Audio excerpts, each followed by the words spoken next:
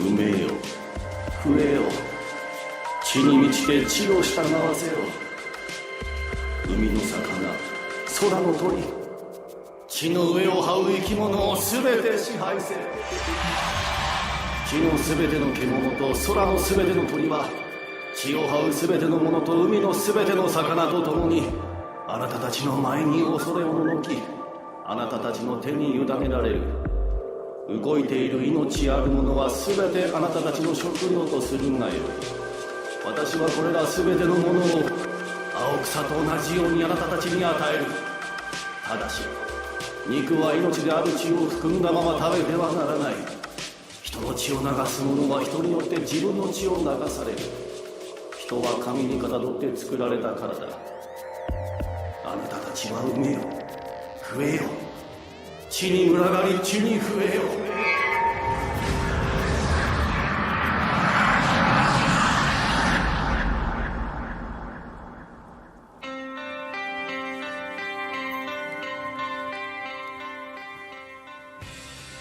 私立駒波学園。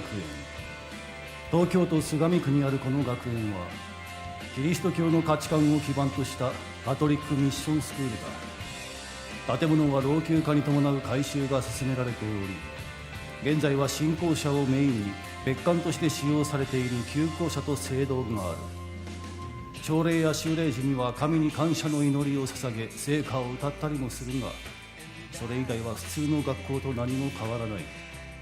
崎山洋次もそんな学校に通う生徒の一人だ。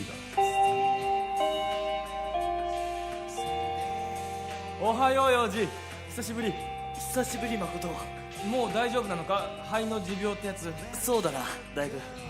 そっか、よかった。久々の学校はどうよ。なんというか少し雰囲気が変わった感じはするかな。そうか、まあしばらく来てないからそう感じるのかもな。席替えもしたし。あ、そうだよ、連休が始まる前に席替えしたんだよ。だからカバンがかかってたのか。幼児の席はここね。ああ。おい、オッケー。また食べてるんだな、それ。ああ、もう習慣だからね。これ食べないと一日調子出ないんだよ。幼児はちゃんと飯食ってんのか。まあそれなりには。ほんとかよ、お前ほっとくと危ない気すんだよな。これから暑くなるんだし、ちゃんと食べないと。あっ悪い。別にいいけど、誠ってよく物をこぼすよな。不注意ってやつ、気をつけるよ。ほら、朝礼だとみんな席に戻れ。そうだ、今日一緒に帰んない。ああ、いいよ。よっしゃ、じゃあまた後で。三田誠、崎山洋次は帰る方向が同じで、ある日の放課後に声をかけてからつるんでいる間柄だった。白沼、早く席つけよ。はい。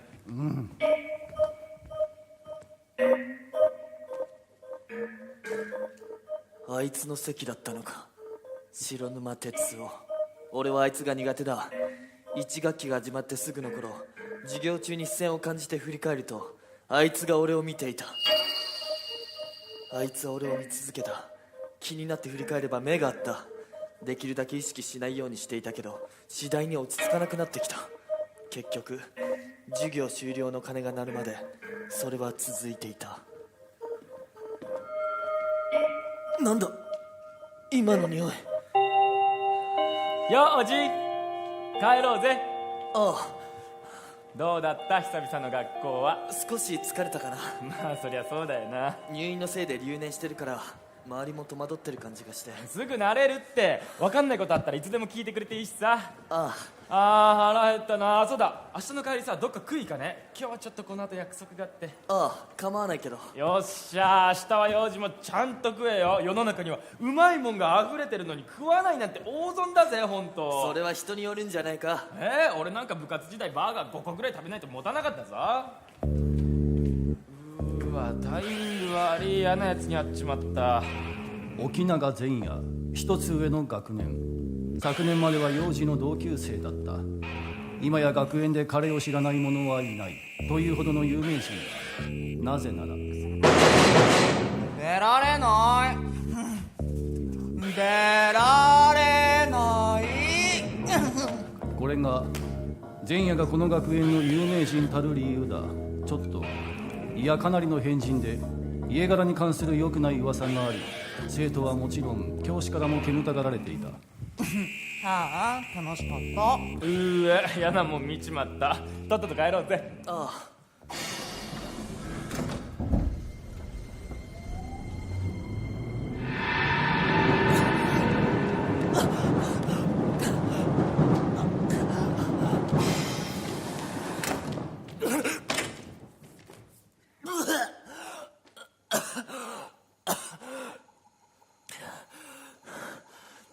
学校でも電車でもそうだけど、他人と時間を共有するのは苦手だ。例えば声や匂い、我慢できないほど嫌だということはないけど、いつもかすかな息苦しさが胸のあたりを漂っていた。この部屋はもともと姉さんと一緒に住んでいた。両親は幼い頃事故で亡くした。高い家賃と学費は結婚後姉さんが半分負担してくれている。俺が学校に通っているのは姉さんに強く勧められたからだ。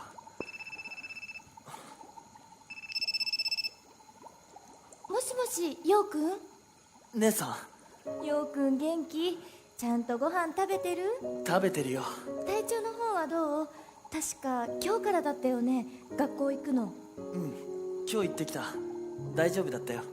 そう、それならよかった。ずいぶん休んでたから、さすがに全部が全部うまくいくってことはないけど、すぐに慣れるよ。去年は入院で大変だったもんね。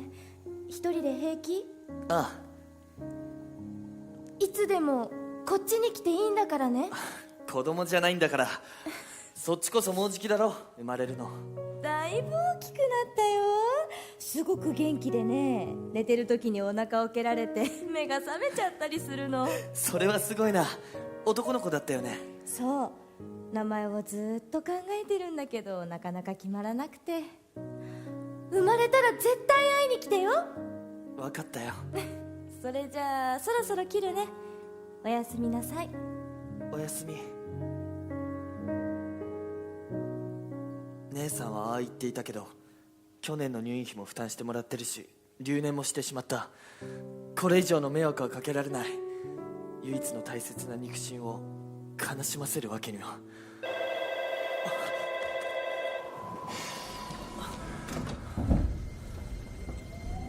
香水と整髪料の匂いが。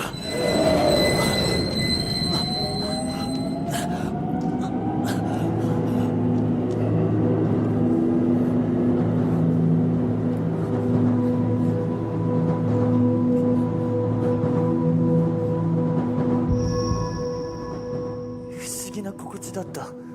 苦しいことに変わりはないのに、少しずつ不快感が薄らいでいく。まぶたの裏に響くほど腕をつかむ力強い指先、思わず優しいと錯覚してしまうほどに。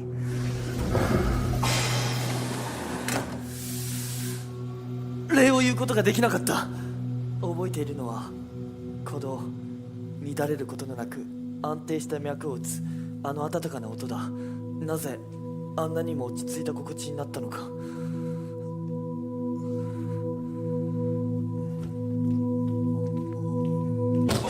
すみません。来ないんだよ。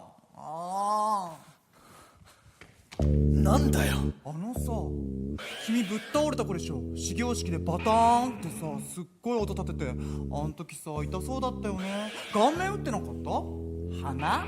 おでこ？あ、痛いって言えばさ、全然取れなくてさ、缶の底にひっついたプルプルがね。でね、ちょっとお願いなんだけどね、お願いがあるんだけど、持ってないかな。頑張ったんだけどね、全然取れないの。鉄の味ばっかりするんだよね。だからさ、絆創膏ちょうだい。これ以上かかってもろくなことにならない。それにあいつからアルコールのような匂いもした。胸焼けのような気持ち悪さだ。5時、あ、間違えた、4時。帰ろうぜ。あ、ごめん待たせて。ああ、いいっていいって。そんなことより今日の約束忘れてないよな。忘れてないよ。じゃあ早く飯食い行こうぜ。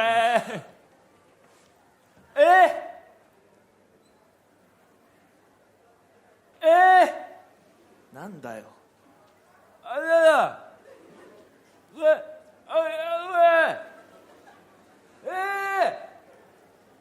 とか持って帰ってるタイプ？持って帰ってるよ。予習と復習するから。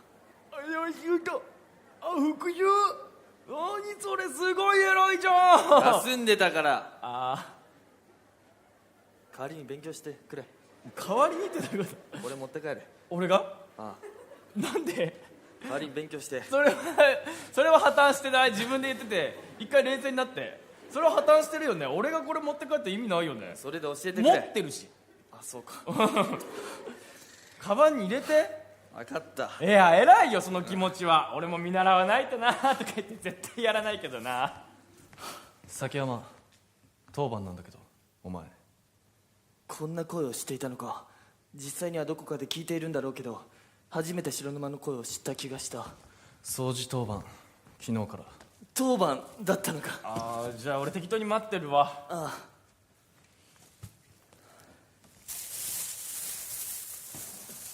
お前は俺とゴミの担当だから。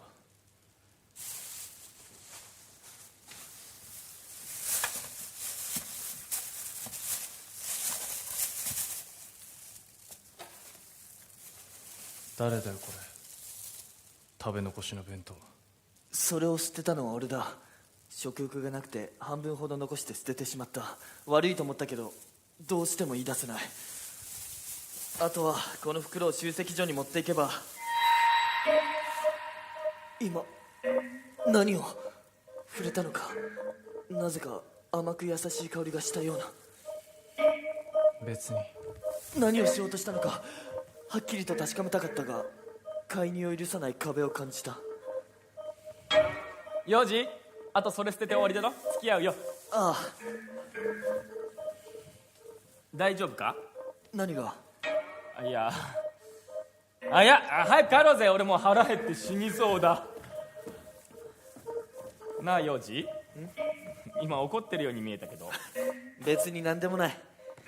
ならいいんだけど。一つだけ気にかかることがあった。あの匂いだ。以前にも嗅いだことがある。一体何の匂いなんだろうか。よーし、終わったなら今日はあれ食うぞ。特大サイズのオメガミートバーガー CM でやってて気になってたんだよ。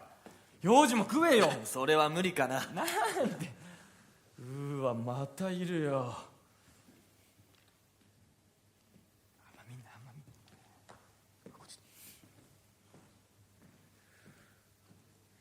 おお、怖っ。沖永前夜の親、暴力団の元組長らしいぜ。それだけじゃなくてさ、夕焼け小焼けに噂があってさ。夕焼け小焼け。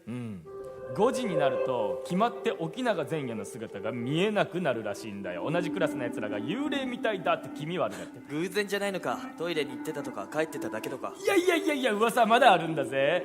5時の鐘が鳴った時に沖永がフラフラ歩いてるのを見たってやつがいいんだよ。でそいつ気になって後つけてったんだってさ。そしたら今は使われてない教室にたどり着いてさ、どうなったと思う？さあ、教室を覗くと首筋に冷たいものが当たってさ、恐る恐る振り返るとそこには血まみれの手があったのか。ああ、信じちゃった。あったのかててってって下がったね。あったのかそれが沖永と何か関係があるのか。それが沖永が消える時間と重なってたっていう。まあ今の話はともかくさ、5時の鐘と同時に沖永がうめきながら震えてるのを見たとかっていう目撃談は本当にあるらしい。へえ。まあ関わり合いにならないのが一番だよな。この間話しかけられたけどな。え、マジで？なんで？さあ、始業式で倒れたことを覚えてたみたいだけど。マジで気味悪いなあいつ。あ、気味悪いって。いや白沼も不気味だけどな、何考えてるか分かんねえし。そうだな。白沼哲夫、あの冷ややかな眼差しがよみがえる。幼児は今日の夜はバイト？あじゃあその前にたくさん食べないとな。あ、俺はそんなに食べないって。じゃあどうする？チーズバーガーとかにしとく？食べない。食べないの？あ俺オメガミートバーガー食べんだよ。チーズバーガーは食べない。食べないの？あなんで？食べない。食べないっていうボットかな食べさせっかね、オメガのこの辺。食べない。お疲れ様でした。生活費のためのコンビニバイトを終え、自宅に向かって歩き出した15分ほどの距離。この周辺は住宅や団地が多く、深夜になると人はほとんど通らない。寝不足のせいでぼんやりしていると背後に気配を感じた。背後には何もない。ならどうして悪寒を感じるのか。風邪でもひいたか、それとも寝不足が尾を引いているのか。幼児は早々に家へ帰ろうと足を速めた。やはり気配を感じる。それも一人ではない。複数いるような気がする。勘違いではない。すぐそこに何かがいる。何かが迫ってきている。追いつかれる前に逃げなければ。だが何が追ってくるというのか。夢なのか現実なのかもわからなくなりながら、幼児は自宅までの道を駆け抜けた。何だったんだあれ。気のせいだ。疲れてるだけだ。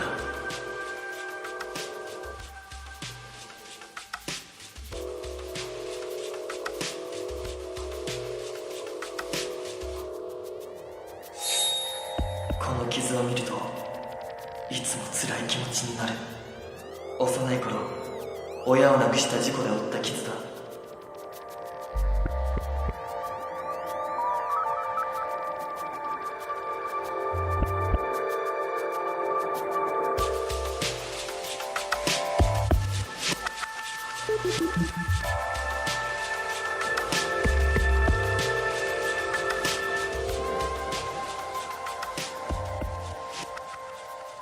立ち上る湯気を眺めながら今日一日のことを思い出す。だがすぐにある人物の顔が浮かんで思考が止まった。哲夫。今週の掃除当番であることを教えられて一緒にゴミの片付けをした。そしてゴミ袋の口を縛っていた時に、どうしてあいつは首を触ったのか。ふと首にあてがった指に奇妙な感触を覚える。ぬるりと妙に滑る。息を飲んだ。ほのかに蒸気してふやけた指に水よりも赤く粘度の高い液体が付着していた。血だ。放課後のことが頭をよぎる。哲夫が首に触れた理由、あまりにも唐突だったので不自然だとは思っていたが、まさかあいつはこれを見て。でも怪我なんて。ダメだ。出よう。湯の色が血のように赤かった。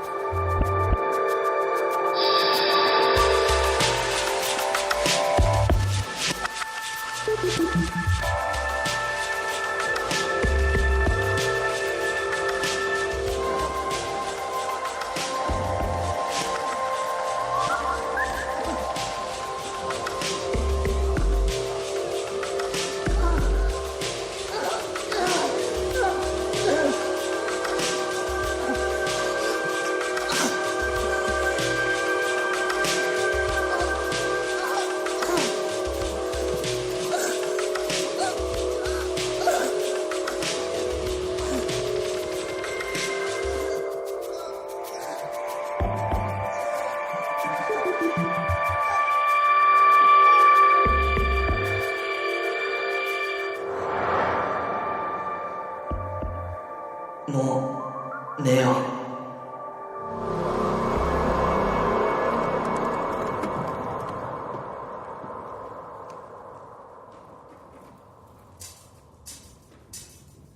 北にご飯まだ？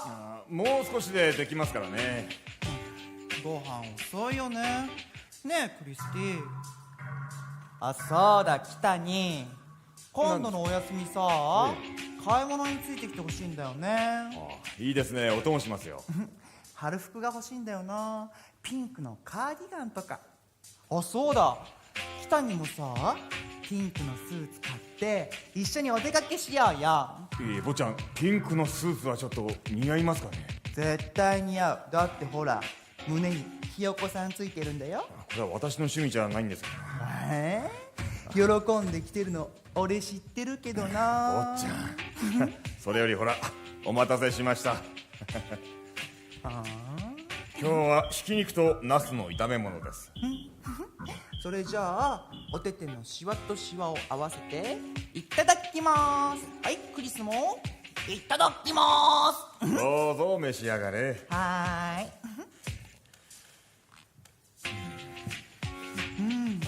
北に、これうまい。行儀が悪いですよ、坊ちゃん。いいんだよ、別にいいの。はーい、クリスティにはしそおいしいね。まったく。ご飯おかわりはいりますか？半分だけね。沖永邦人、前夜の父であり暴力団清流会系列初代沖永組の元組長。数年前に心を病んだ邦人は半ば追放される形で引退した。帰ってきてからちゃんと祈りは捧げたのか？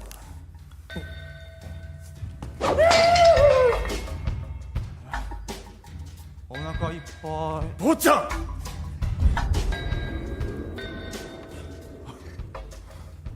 今動いたっぽい。いつもこうだ。坊ちゃんは親父のことをひどく嫌っている。とにかく顔を合わせるたびに悪態をつく。親父、立てますか？あいつはどうした？ゼンはどこ行った？お部屋へ戻られましたよ。祈りを捧げないからな。だからあんな。後で伝えておきます。お部屋へ戻りましょうか。薬を飲まなくては。水も持っていきますから。祈りをさもなくば怒りが。どうか怒りをお静めください。怒りを。親父、すっかり変わっちまった。北に公平は沖永家の使用人、かつて沖永組の若頭にまで昇格したが、国人が組を追われた後は恩人である国人についていくことを決意し、今ではこの親子に尽くしている。神は本当にいるのだろうか。5限目の宗教の時間、教師はそんな話をしていた。もしかしたらいるのかもしれない。自分は信じない方に分類されそうだ。この教室にいる生徒たちもきっとそうだ。白沼哲夫なら神はいるのかと問われたらどう答えるのだろうか。お前さ、これ食ってなかった？いや、へえ。白沼哲夫とは目を合わせたくない。全てを見透かされてる気がする。どうしてあいつは俺の首に触れたんだろう。まさかあの時本当に首に血がにじんでいたのか。またあの匂い。お、崎山、ちょうどいいところに。助かった。先生、これから職員会議なんだが若干遅刻気味でして、先生このままだと先生たちに怒られてしまう。怒られたくない。ちょっと想像してみてよ。先生が先生に怒られる。もうシュールだろう。怒られてもいいんじゃないですか。大人はそういうの許されないんだよ。すみません。まあ何にせよこれちょっと科学室に置いてきてほしいんだわ。これ科学室の鍵ね。先生過去に人差し指に入れてとんでもない目にあったことがあってな、最近は小指に入れるようにしてるんだ。反省を生かしてね。またなのか？ちょっと待ってよ。もうちょっと手首ごと持ってく。いえいえ、大丈夫ですか先生。むくむ時間なのかも。言って結構赤くなってますね。そうだね。治療しなきゃ。じゃあ戸締まりしたら職員室に戻しといてくれ。頼むよ。断るの面倒だから引き受けてしまった。科学室は旧校舎の地下にある。この学校は旧校舎と新校舎が地下の廊下でつながっていた。カビやホコリのり混じった独特な匂いが鼻につく。授業でこの部屋へ来るたびいつも軽い圧迫感を覚えた。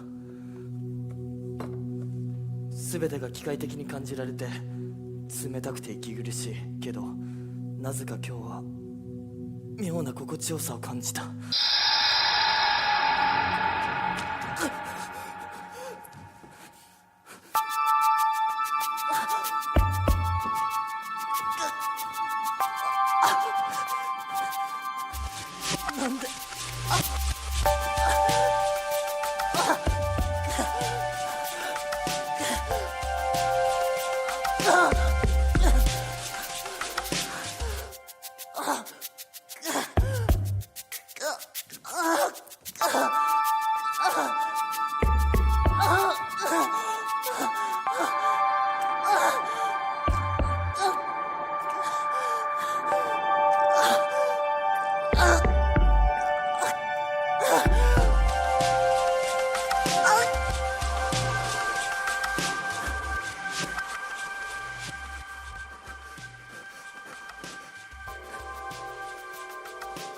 俺を何だったんだ今の。ただの影じゃないよな。どうして明日の資料神谷に頼まれたから。いつから何が？いつからそこにいた？さっきプリント持ってきた時。お前さ、溜まってんの？待てよ。言わねえよ。何なんだよ。同じだ。あいつは冷たくて息苦しいこの部屋と。やっぱり幼稚に似合うよね。甘いような柔らかいような突き刺さるような匂いがさ、初めて会った時よりももっと濃くなってる。来たかな、来ちゃったかな。始まるってね。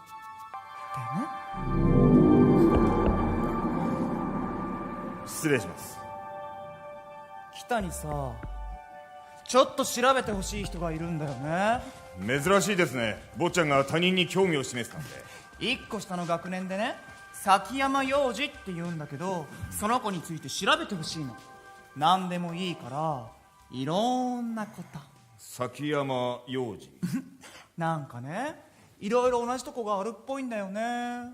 もしかしたらそう、俺とお前は同じだぜみたいな。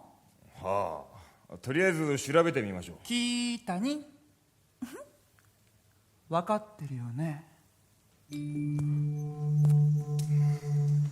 ほら早く北に。普段前夜が右目をさらすことは絶対にない。それをあらわにして触れさせるということは、つまり北にを試しているのだ。自分への忠誠心を。北にもそれで前夜が安心するのならと拒むことはなかった。いや、北にどうかお許しください。我が息子を前夜を。あなた方の恨み、この私が忘れません。生涯忘れはしません。彼らに滅ぼされた恨み、彼らがあなた方をないがしろにした恨み、なぜ選ばれたのが我ら人類だったのか、我らでなければならなかったのか、それ以来の民はなぜ滅ぼされなければならなかったのか。どうか怒りをお鎮めください。どうかどうか。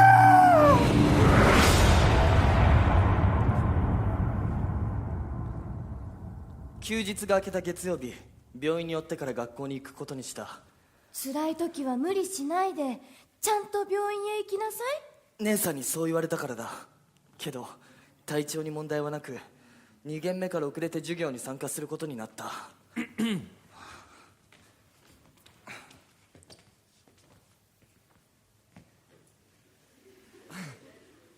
先生の遅刻癖は治らないのかな。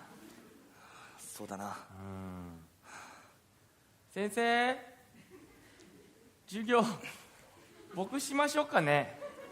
誠、もうちょっと待とう。もうちょっと待つ。ああ、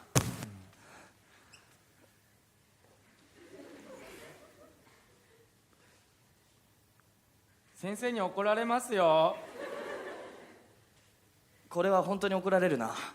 教頭先生に言いつけよっかな。校長にも言おう。校長はなんか話しづらいからいいわ。ごめん。おーしちょっと校庭5周走っていや、走りすぎです。なんで？ごめんね、どうした？笑ってるけど。いや、僕は笑ってないぞ。真剣だぞ。先生に、教頭先生に言いますからね。ごめんって、怒られたくないんだ、先生が先生方に。ごめんな。はい、ちなみにこの間めちゃめちゃ怒られたわ。はい、今日は班に分かれて炎色反応の観察を行います。きっと楽しいよ。イエーイ。火を使うからみんな細心の注意を払ってくれよ。はい。白沼にあの行為を見られてしまって手前、科学室で行われる授業には気がめいった。しかもあいつと実験の班まで同じだなんて。白沼ってさ、なぜかモテるらしいんだよ。なんでだろうな。マッチで蒸発皿に火をつけながら誠にされた噂話がよぎる。別のクラスのやつに聞いたんだけどさ、科学室の掃除中にいきなり騒ぎ出したやつがいたんだって。内臓みたいなものが落ちてるって。大丈夫か？もうすぐ保健室に行きなさい。白沼ついてってやれ。一人で平気です。ダメ。連れて行きます。待てよ。何？指に血が。やっぱりお前にも見えてるのか。風呂場で見たあれは幻じゃなかったのか。これは現実。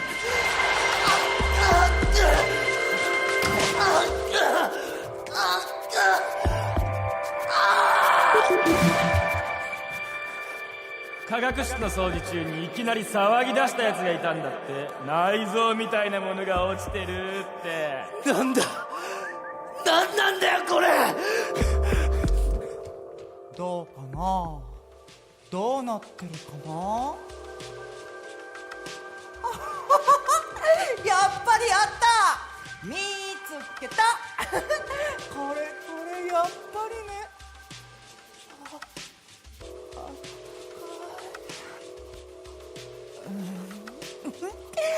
やっぱり産みたてはあったかいね。きっとさ、こんな風にうずくまってたんだろうな、ここで。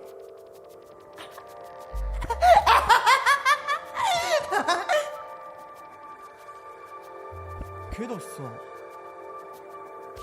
生意気だよね。あったかいとか生意気だよね。ふざけんなよ。死ねよ。ありえねえんだよ。死ね。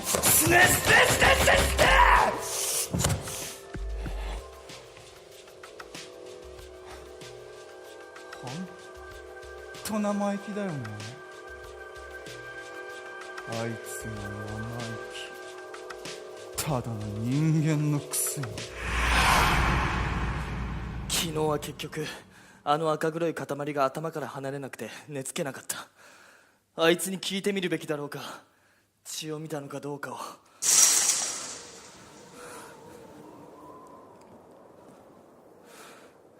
旧校舎の屋上は一人になりたい時に足を運ぶ落ち着く場所だった。かすかに漂うカルキの匂いは旧校舎の横にあるプールから風が運んでくるんだろう。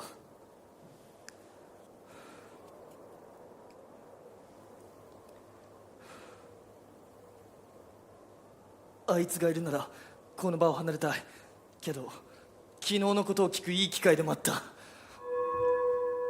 近づくとまたあの匂いが。お前さ、それだけ？お前は見たのか？何を？昨日腕を掴んだ時血ついただろ、手に。ああ。やっぱりこいつには血が見えている。具合悪いんだろお前。無理しない方がいいと思うけど。無理？どうしてこいつはこんなに冷静なんだ？それ昼それだけ少ねえな。そんなことよりもっと他に。もういい。昼休みが終わってからどうも調子が悪かった。早く帰って一人になりたい。靴を履き替えていると背後に気配を感じた。だったじゃーん。クンクン悪い子の匂いがする。何か用か？白沼哲夫が気になるのかな。ねえ、なんかさ、最近変わったことない？別に特には。本当に？だったらさ、俺が占ってあげるよ。これを使ってね、占うんだよ。すっごく当たるの。どれどれ？りょうちんは白沼哲夫のことを。違う！あいつが気になるわけではない。ただお思わぬタイミングでその名が出たから少し驚いただけだ。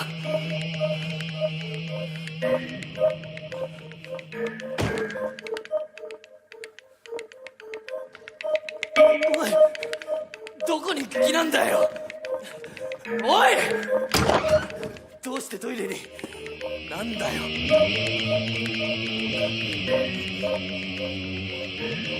何やって。やめろ。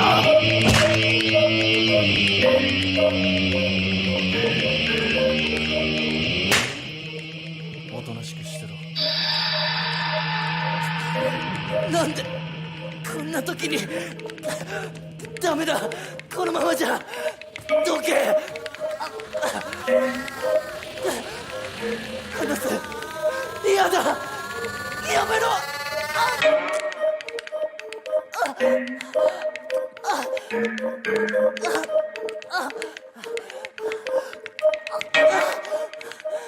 なんで、どうしてこんな。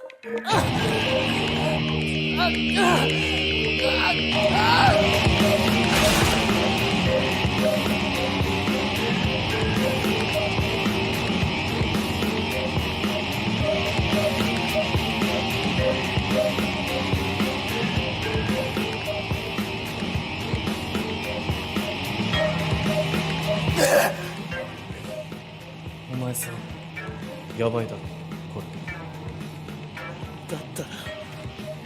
だったらなんで近づくんだよ。そう思うなら放っておけばいいのに。何が目的なんだよ。何なんだよ。もう放っておけよ。これ以上関わらないでくれ。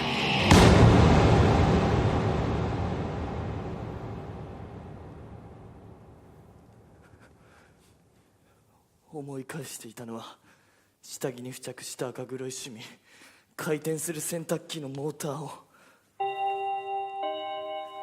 幼児、さ、どうした幼児。ああ、悪い、大丈夫。それで。さ、昨日の夜、まあちょっと用事があってたまたま幼児ん家の前通りかかったんだけど、変なの見ちゃってさ。変なの。幼児ん家のマンションの前に沖永を送り迎えしてるやつがいたんだよ。ほら、校門まで車で来る柄の悪い運転手。そいつがどうして。分かんないけど、あいつ沖永の身内だし目つけられてんじゃないかなと思ってさ。なんかされたりとかしてないよな。あならよかったけど、前に沖永に話しかけられたとか言ってたからちょっと心配になって。あいつ変人だし何考えてっか分かんねえし、これからも何してくるか分かんないから気をつけた方がいいぞ。誠。いや、なんでもない。とにかく気をつけろよな。誠、いつもと様子が違ったような。よーちんいる？よーちん、話があるんだけど。話ってなんだよ。へて話っていうのはさ、今日はちょっとよーちんに注意がしたくって。注意？そうそう、ダメだろ垂れ流しちゃ。そんなことばっかりやってると周りを刺激しちゃうよ。悪い子だな。あんまり垂れ流しちゃダメなんだよ。血とか肉とかさ。それをどうして。でもね、ようちんのはまだ偽物だからさ。偽物って何が。白沼哲夫、そんなにお気に入り？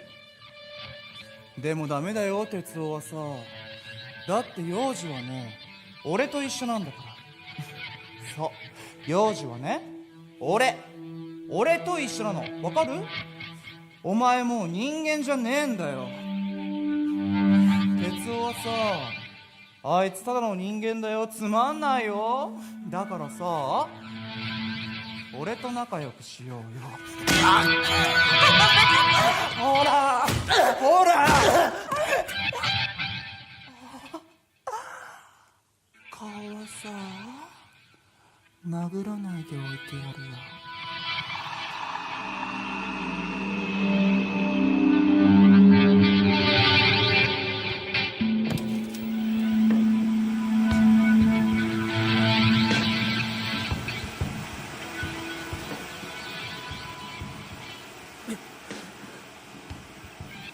ここはなんだ、このお香みたいな匂い。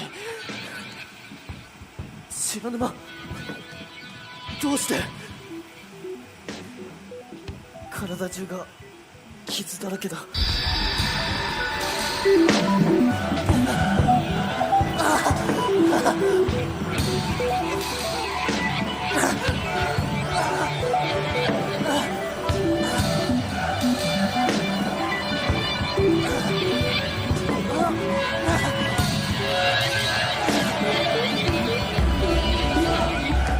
やめ。じっとしてろ。遠く近く、幼児の体の感覚は薄れている。全てが曖昧になっていく中で、哲夫の体温だけはやけにはっきりと感じていた。少しかさついた皮膚から伝わる心地よい温度。力強さはあるが乱暴ではない。なぜか思いのほか優しいと感じていた。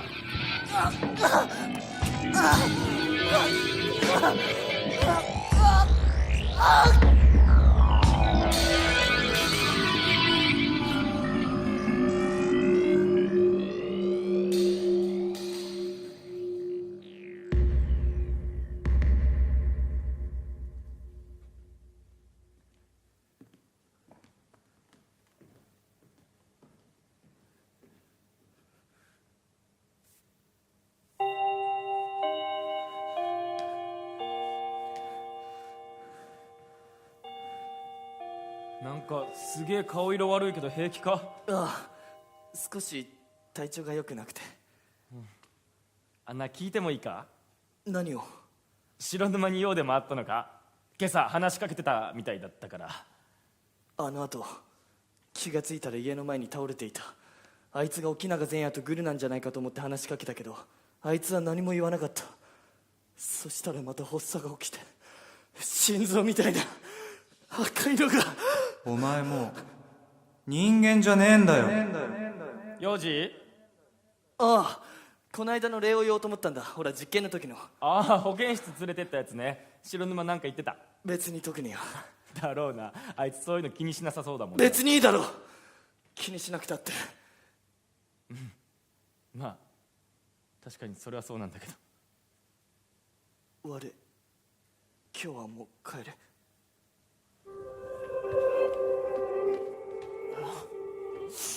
失敗した。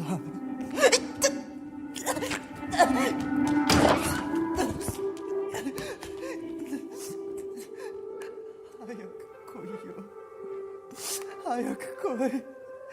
早く。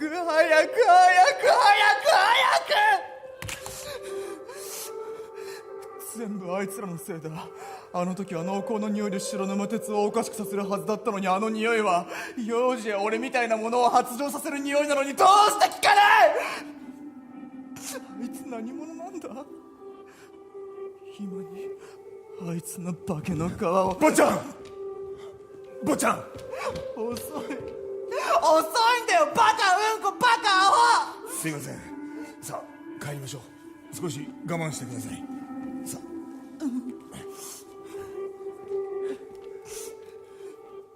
崎山幼児と白沼哲夫、坊ちゃんに言われ二人を家の外れにある小屋に連れ込んだ。彼らを家まで送り返したのもそうだ。だがいくら命令とはいえ未成年に手を挙げるのは気分が悪い。組にいた頃も女子供には手を出さないと決めていたのに、親父が掲げているあれは神に捧げるために何かを殺したのか。北に何をぼさっと見ているのだ。お前もひれ伏せ、その不尊を詫びるのだ。神の寵愛を独占し、神の似姿を与えられたものではあろう。貴様もこんな姿になりたいか。こんな姿しか与えられなかったあの方々の無念がわかるのか。親父は何を崇めているんですか。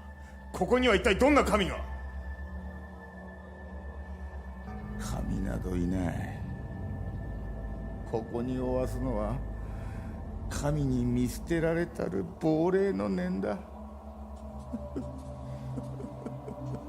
おお、見るねこれを。生きることすら許されないからだ。親父はかつて敬虔なクリスチャンだった。だが頭に銃弾を食らってから全てが変わってしまった。もう戻らないのだろう。誰もが認める決断力と統率力で多くの人間を従えていたあの頃の沖永国人。私には見える。彼らはそこかしこにいる。闇の中から我々を見つめる怨念の眼が。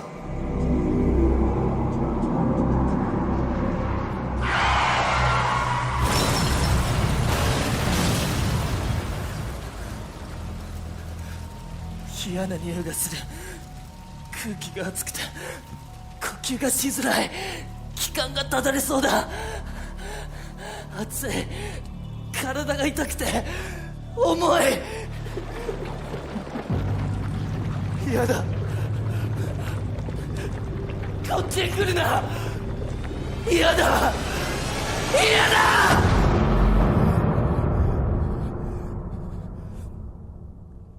ひどい悪夢だった。体が弱かったせいか、小さい頃からいつも死の可能性がつきまとっていた。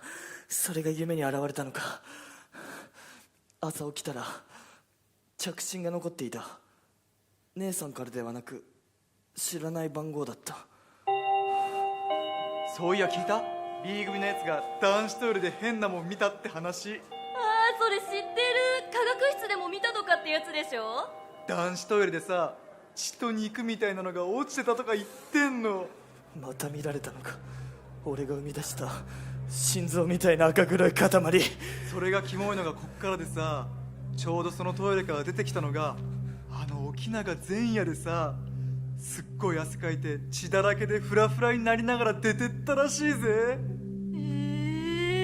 そしたら5時を知らせる夕焼け小焼けの鐘がよーちん見てガシッ捕まえた。話せよ。だってよーちん逃げちゃうんだもん。臆病なコリスちゃんみたい。逃げなくてもいいのにな。だって俺とよーちん同じ種類の人間なんだからさ。ほらお話ししようよ。俺ね、この前のこといろいろとすごく考えてたんだよね。もしかしたらこの間はちょっと失敗しちゃったのかなって。だから今度はさ、ちゃんと自分で調べようと思うんだよね。やめろ。話せよ。仲良くしようよ幼児。俺お姉ちゃんにも会ってみたいな。いろいろ知ってるよ。だからさ、仲良くしようよ。嫌だ。話せよ。白沼哲夫。触るな。それに触るな。は？勝手に触るな。何？それとか言っちゃってさ、幼児は俺のもの宣言？何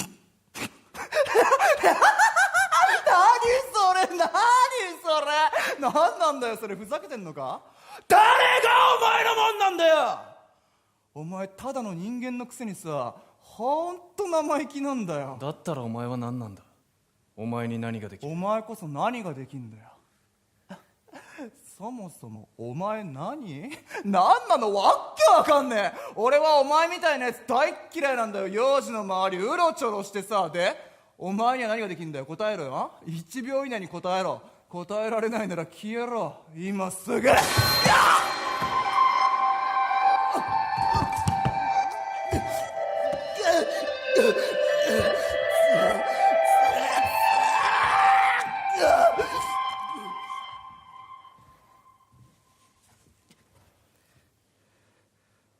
どうして？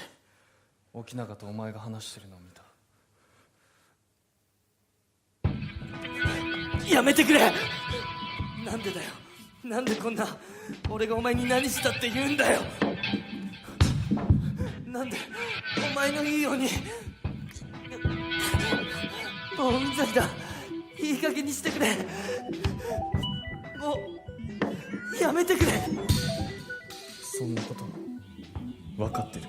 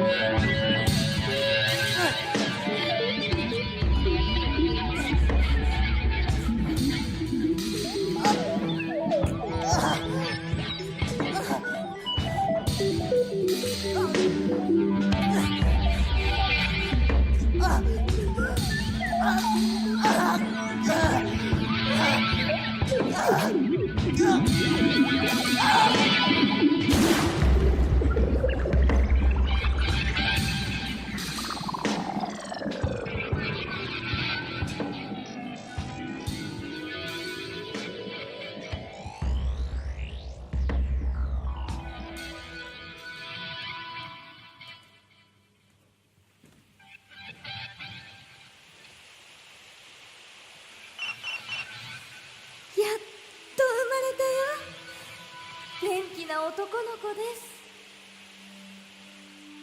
嬉しい嬉しいはずなのに悲しい。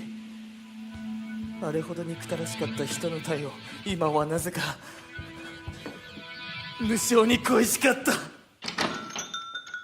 最近何かズレのようなものを感じる。何かがおかしい。坊ちゃんは網に濡れて帰ってきたし、親父は本当に変わってしまった。25年前死のうと思っていた俺を救ったあの頃の親父はもう。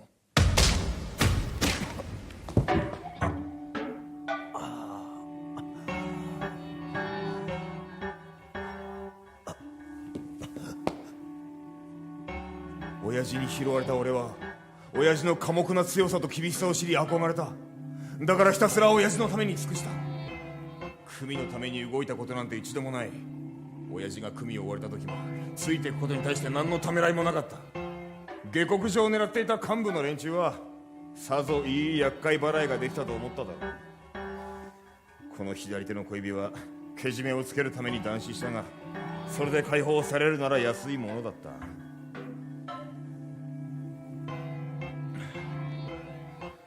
これ以上親父が変になる前に親父がハマっている宗教について調べる必要だ。それに崎山洋次と白沼哲夫、あの二人についてもしばらく注意しておいた方がいい。坊ちゃんのこだわりをからしてまた何かあるかもしれない。って全然息抜きになってないな。何度も何度も夢と現実が入り混じった世界を漂っている。境界線がぼやけてにじみ、認識できないまま浮き沈みを繰り返す。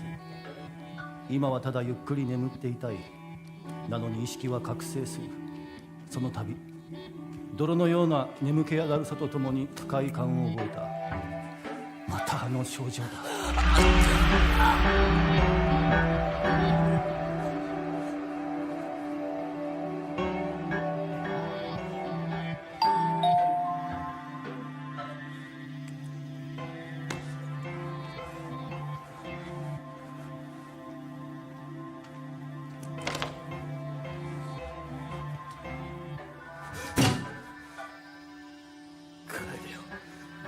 なんで来たんだよ。早く帰れよ帰れ。なんでどうして来たんだよ。お前の顔なんて見たくない。もう嫌なんだよ。だから帰ってくれ。早く早く。ずっと休んでたから。プリント渡しに来ただけだ。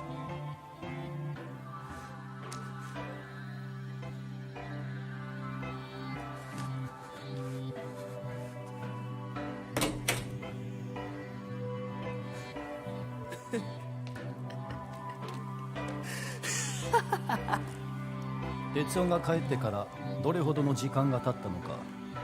アクアリウムの中の魚たちが赤黒い肉片をついていた。いつの間にか肉片が中に落ちたようだ。赤い煙を引きずり水草の合間を縫ってそこへ沈んでいく。魚たちに変化はない。この水槽だけは美しさと冷たさを維持し続ける。そう思った矢先、優雅に泳いでいた魚たちの一匹が奇妙な動きを見せた。その場でくるくると回り出したのだ。そして魚は何度か回ってから動きを止めると、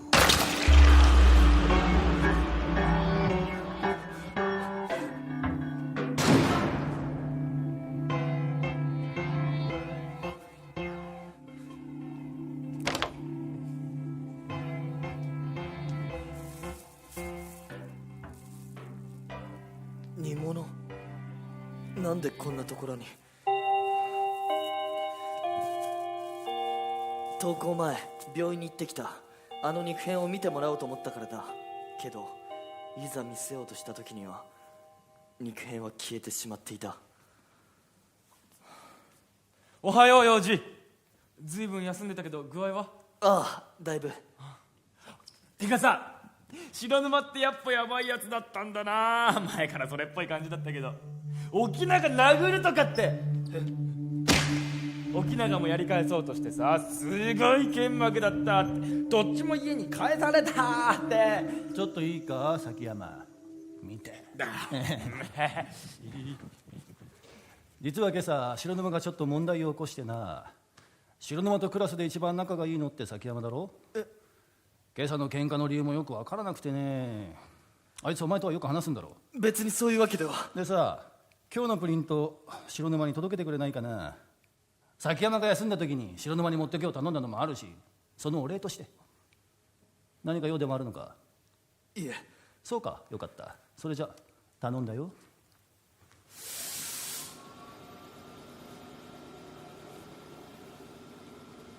今度こそあいつから何か聞き出せるんじゃないか。普段とは違う姿が見れるかもしれないという興味もあった。あいつは俺の最寄りの駅の一つ先に住んでいた。白沼家は月日の重みを感じさせる一戸建ての日本家屋だった。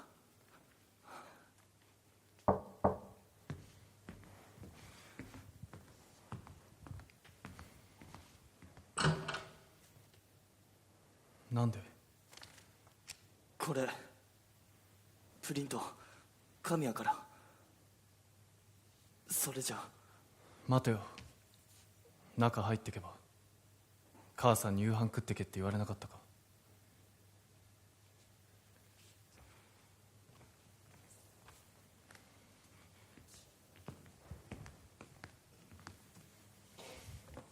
座れよ。何か話した方がいいだろうか。いや、それよりも今日は目的があって来たはずだ。目的はプリンターを渡した。それから俺のことについてどれだけ知ってるのか。沖永を殴った理由は何だったんだろう。あの雨の日どうして俺を。ダメだ。晩ご飯できたわよ。幼児は断りきれず晩ご飯をご馳走されることになった。食卓に並んでいたのは手作りの温かさが伝わる料理だ。この煮物、家の前に落ちてたものと似てる。優しい母親に心温かいご飯。哲夫は相変わらず無言だったが、心なしかいつもより雰囲気が柔らかいように幼児は感じた。崎山くん、よかったらこれからも哲夫と仲良くしてやってね。はい。少し前まではあんな風に姉と食卓を囲んでいた家族のぬくもりというものを自分はすでに忘れ始めている。羨ましいと思った。けどなぜか感じたのは寂しさだ。隣で夕飯を食べていたあいつはとても悲しそうに見えた。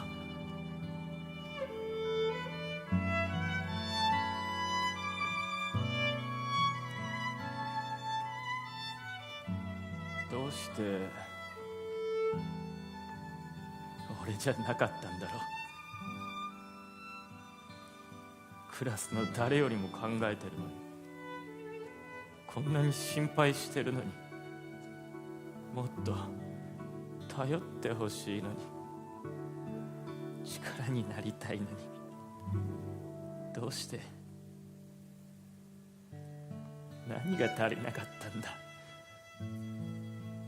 なんでだよ幼児。次の日の昼休み、あいつを探しに屋上に来た。白沼は人を見るときまっすぐに目を合わせる。顔色を伺ったり何かを探ったりするようなことはなく、はっきりと相手を捉える。それが周囲をたじろかせる一因となっている気がした。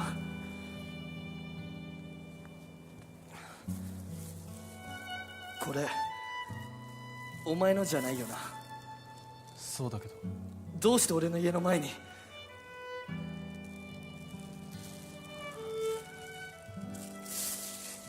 どういうつもりなんだよ。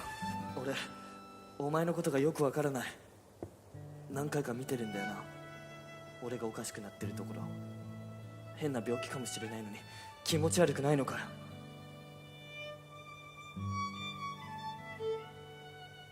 俺はお前のことが怖い。何をされるかもわからないし、何を考えてるかもわからないから。だから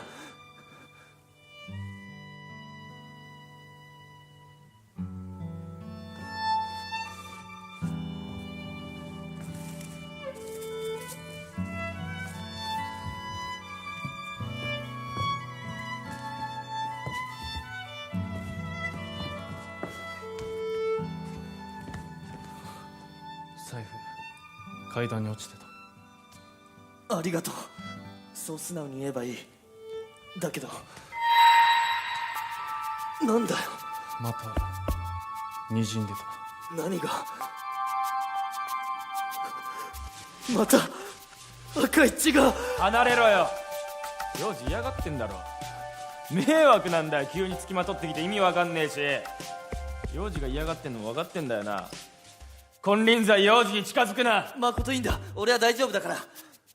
なんでだよ。なんでこんなやつのことかばうんだよ。そんなに大事かこいつが。何言ってんだよ、落ち着け。うるせえ。俺だってな。やめろ。うるさい。誠。やめやめ。うるさい。一緒に来い。誠、どうしちゃったんだよ。悪かったな。崎山にまで残ってもらって白沼と三田と話してきたよ。二人は。白沼は例によってあまり話してくれなかったが、三田は膨れっ面でごめんなさいって言ってきたよ。自分が悪かったってさ。若いうちの喧嘩は勉強みたいなもんさ。そうですか。さてと、その確認も取れたし、崎山ももう帰っていいんだけど、そうだな、一つちょっとした話をしようか。ミュルメコレオンって知ってるか？いえ。上半身がライオンで下半身がアリの姿をした怪物のことだ。見た目からして悲しいんだけども、ライオンとアリ、この2つがくっついて最も困ること、それは何だと思う？わかりません。即答。ギブアップ早い。ふと見ると先生は答えを言いたそうにもじもじしていた。先生の話を聞く聞かない、こう出てる感じです。モニターにこう出てます。2択になってます。ちゃんとやってください。そうです。聞かない。ふと見ると先生は答えを言いたそうにもじもじしていた。先生の話を聞く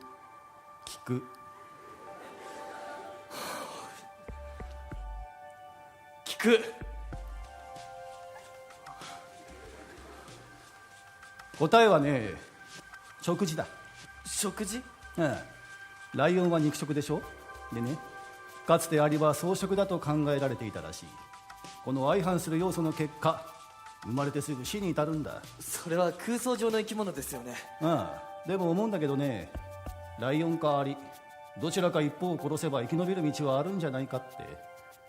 共存できないなら乗っ取るしかない。そういう競争社会は意外と近くにあるものだよね。悪い、堅苦しい話題だったな。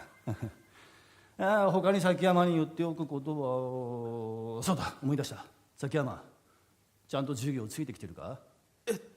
仕方がない。病み上がりだってこともあるしね。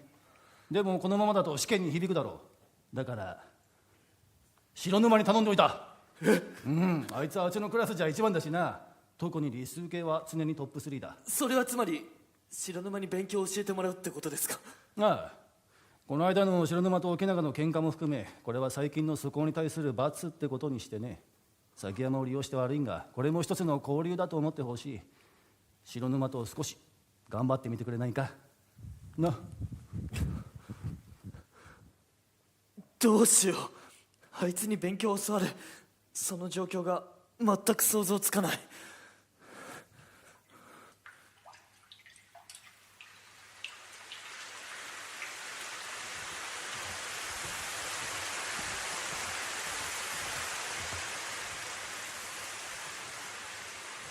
準備いいな。母さんがそうか。雨の匂いに混じっていい匂いが鼻先をかすめる。白熊のそばにいるとたびたび感じるあの匂いだ。深く吸い込むと気分が少し落ち着いた。神谷が勉強見てやるってやばいな。ああ、昼休みでいいか？じゃあそれでここでいい。その隣駅なのに送ってくれて。悪い、右肩タオル貸すから拭いてけよ。いや、いい。何？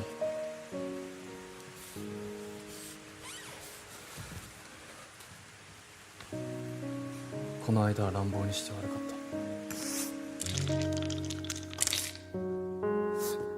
た。谷、これさ、このダイスなんかさおかしいみたい。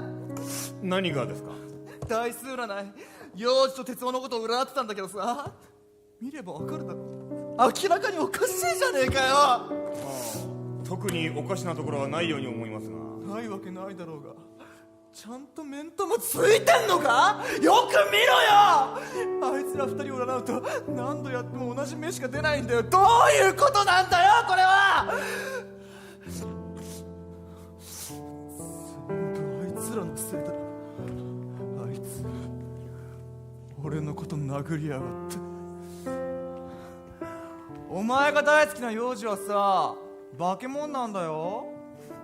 あいつのそばにいるとさ、みんな狂っちゃうんだよ。だからお前なんかが手を出せる存在じゃないんだよ。あいつは化け物だ。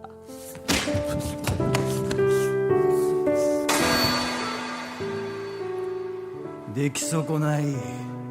オスは君だけじゃないんだよ。分かってるよ。俺は出来損ない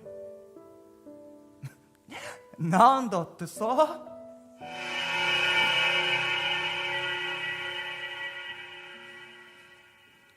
次の日、誠はいつものように学校に来ていた。白沼との喧嘩だけじゃなくて、昨日はあんなことがあったのに。どうして俺じゃダメなんだろう。なんで？突然俺の家まで来て、誠に何があったんだろうか。勉強ここでやんのか？ああ、屋上なら他のやつらにジロジロ見られないし。勉強道具持ってきてないけど。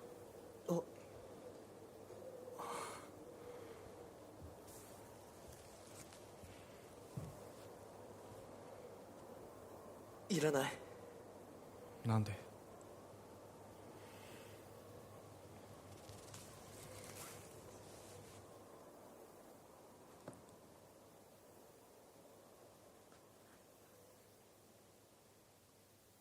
何やって。一瞬乱暴にされた記憶を思い出しそうになった。けど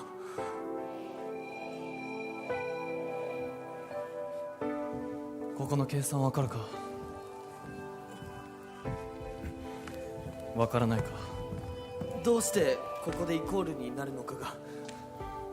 次はもう少しゆっくり教える。飲み物取ってくる。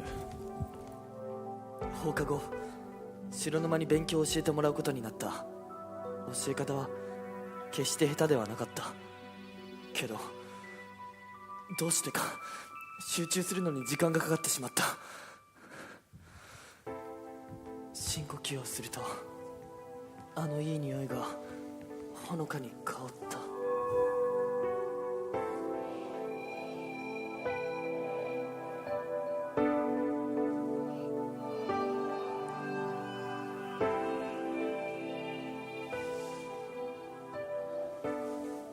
もうこんな時間か。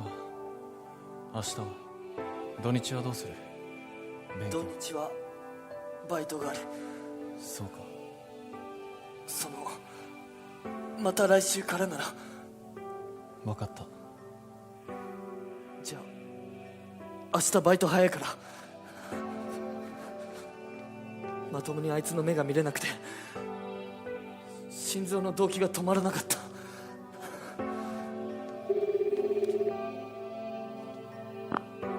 もしもし、姉さん。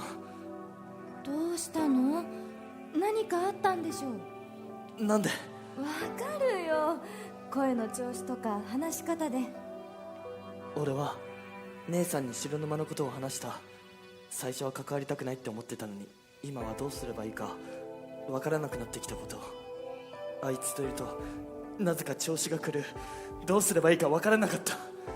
不器用なんだね、陽君も相手の子も。不器用？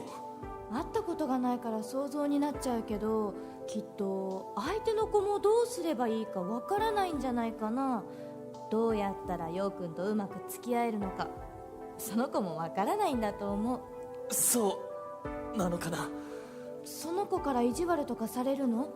悪意は感じる？確かにそう感じることはあったんだけど、今は変な感じ。だったらやっぱり不器用なんだと思う。不器用だから強引な時もあって、それが陽君にとっては嫌だったとか。相手が何を考えてるのか理解するために歩み寄るっていうのも大事だと思うよ。そうすれば向こうも同じように歩み寄ろうとしてくれるかもしれない。人とのつながりってそう簡単にできるものじゃないし。友達大事にしなきゃね。歩み寄る友達、その言葉を聞いた瞬間、誠のことが思い浮かんだ。結構話しちゃったね。そろそろ消灯だから部屋に戻るね。ああ、いつでも連絡ちょうだいね。それじゃおやすみなさい。友達、白沼や誠との関係をそう呼べるのか、それを望んでいるのか。今日の電話をきっかけに少しずつ考えてみようと思った。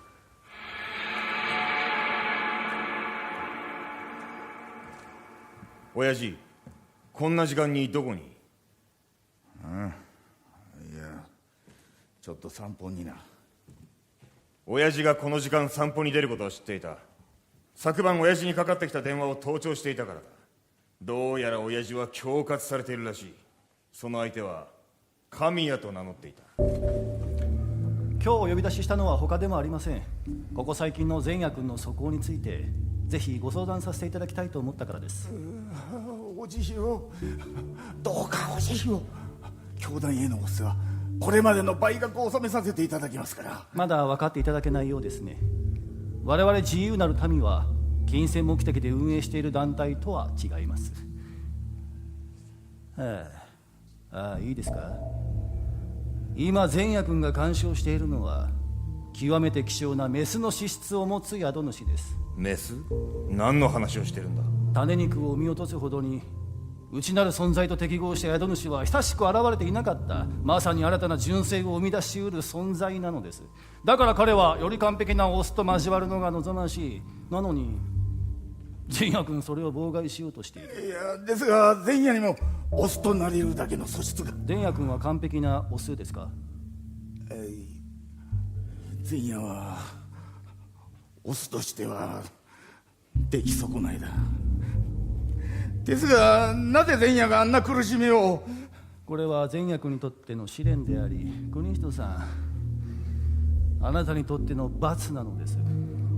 純正を守り祀っていく沖永の一族に生まれながら、あなたはこともあろうに神を礼拝し彼らをないがしろにした。その因果が子に報い善也君の試練となったのです。ですが私は銃弾を食らったことで刑事を受けました。御主様にメスを捧げれば完全な純正になり、前夜もいいですか、国人さん。くれぐれも軽率な行動は慎むように。もしあなた一人で善也君をコントロールできないのだとしたら、前夜にはくれぐれもよく言って聞かせます。決して皆様の怒りに触れるようなまではさせません。ですからどうか。親父が祈りを捧げる御主様と自由なる民との関係、神谷の言ってることに理解が追いつかない。だが腕っぷしだけでは解決できない事態に陥ってることだけは俺にも分かった。放課後、科学室で神谷が呼んでると誠に伝えられた。誠の様子はこの前とは違って元気そうだった。少しだけ変だと感じたのは、そういえばまだ神谷が来てないのにどうして扉が。誰だ？誠。当たり、大正解、嬉しい。誠、何やってるんだよ、どけよ。もうすぐ神谷先生が来る。来ないよ。幼児をここに呼び出すための嘘だから。そんなことよりさ、俺ずーっと幼児に聞きたいことがあって、こうやって時間作ったんだけど聞いてもいい？何を？幼児はさ、白沼のことどう思ってるの？白沼？だってあいつさ、幼児んち行ったりしてんじゃん。後ろついてってる間、気が狂いそうってこういうこと言うんだなって思った。気になって気になって気になって気になってさ。でさ、あいつ2回目の時にさ、ドアのところになんか変な袋引っ掛けたりしてさ、そういうのって気味悪くない？だから俺蹴落としてやったんだけど、ドアの前に落ちてなかった。ドアの前にあの煮物。あいつ本当なんなんだよ。俺思うんだけどさ、白沼がちょっかい出すようになってからだよね、幼児がおかしくなったのって。あいつのせいでいろいろ狂っちまった。いろいろさ。誠。なあ幼児、本当はさ、あいつのこと嫌なんだよな。嫌で嫌で仕方ないんだよな。ダメだよ、ダメだよ幼児。幼児は俺と一緒にいた方がいいんだ。絶対そうだ、そうに決まってる。幼児もそう思うだろ。なあ、すっげえイラつく。なんで黙んの？早く答えろよ。早く早く。どっちなのか言えよ。分かった分かった。なんだ幼児、本当に白沼の方がいいんだ。違う、お前も白沼も選ばない。大体選ぶってなんだよ。なんで選ぶ必要があるんだよ。だってさ、あいつと話してる時の幼児違うんだよ。俺気づいたんだ。幼児と白沼はなんか似てるって。見た目とかじゃなくてさ、幼児のこと心配でさ、力になりたいって思ってて、友達だし、もっと頼ってほしかったんだよ。なのにお前何にも話してくれないじゃん。俺はこんなに幼児のこと思ってんのに、なんで幼児はこっちに来てくれないんだろうって。俺って何なのかなって。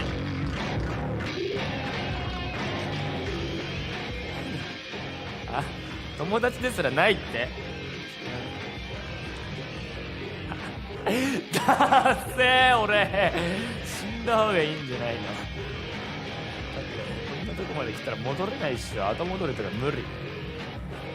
俺と幼児の関係も俺自身も。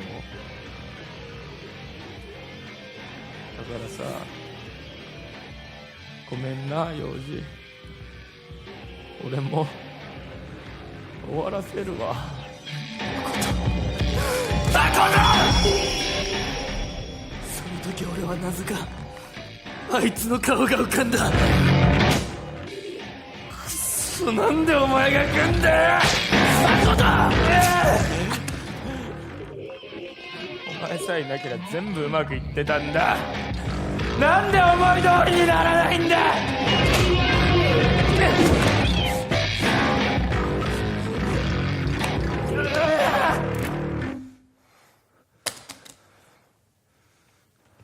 白沼、教室にいねえから探してた。勉強見るって約束だったし。怪我は？手を少し。お前こそさっき腕を。別に。おかしい。白沼の腕の傷がすでに治りかけているように見えた。そういえば俺の父親も傷がすぐ治る体質だった。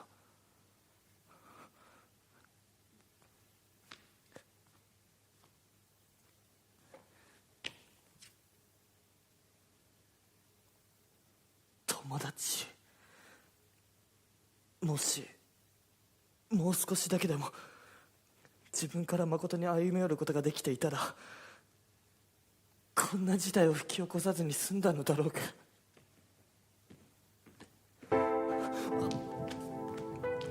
最初はどこに行くのかとあっけに取られたけど、歩いていくうちにだんだん分かってきた。白沼は勉強の件を実行するつもりなんだろう。最寄り駅の一つ先、部屋に来るのはこれで3度目だ。まだ慣れない。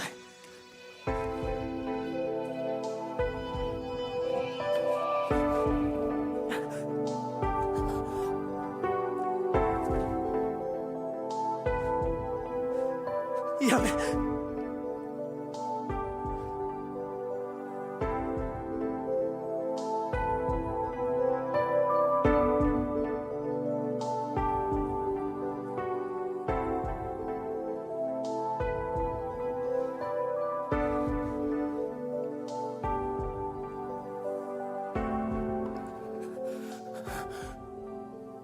あれほど怖かったはずなのに、触れ合う温度に、体を包む匂いに安心する。おかしい。俺と白沼は男と男なのに、それでも嫌だと思わないのだから、どうしようもなかった。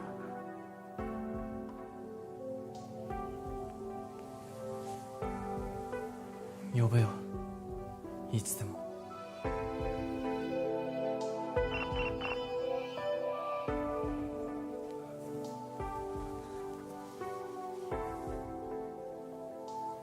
これ姉さんの子供、この間生まれたんだ。お前に似てる。この子が？ああ、特に目元が。最初から人を信用していないような目が。なんだよそれ、信用してないって。そのまんまだけど、お前人と話してて楽しいと思ったことないだろ。その通りだから反論できなかった。姉貴は違うのか？え？お前がさっきその写真見た時、いつもと違う顔だった。姉さんは唯一の肉親だから。両親は？事故で死んだ。だいぶ前に。白沼は兄弟とかいないのか？知らない。養子だから俺。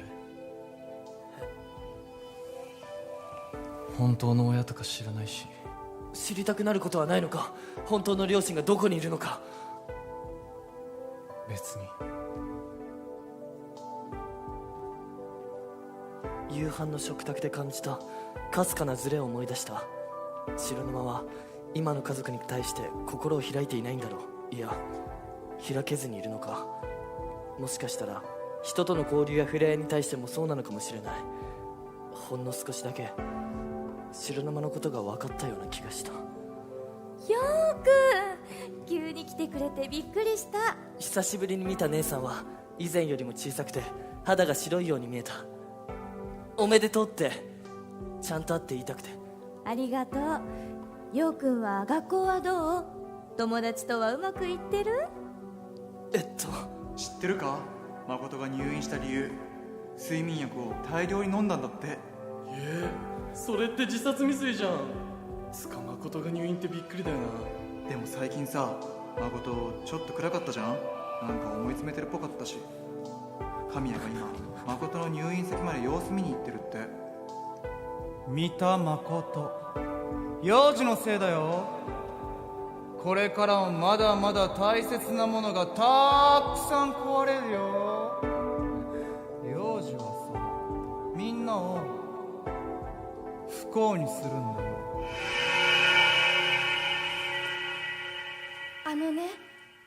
私、陽君に謝らなきゃいけないことがあるの。いつか言わなきゃって思ってたこと、お父さんとお母さんのこと、それと陽君のあの事故の時のこと。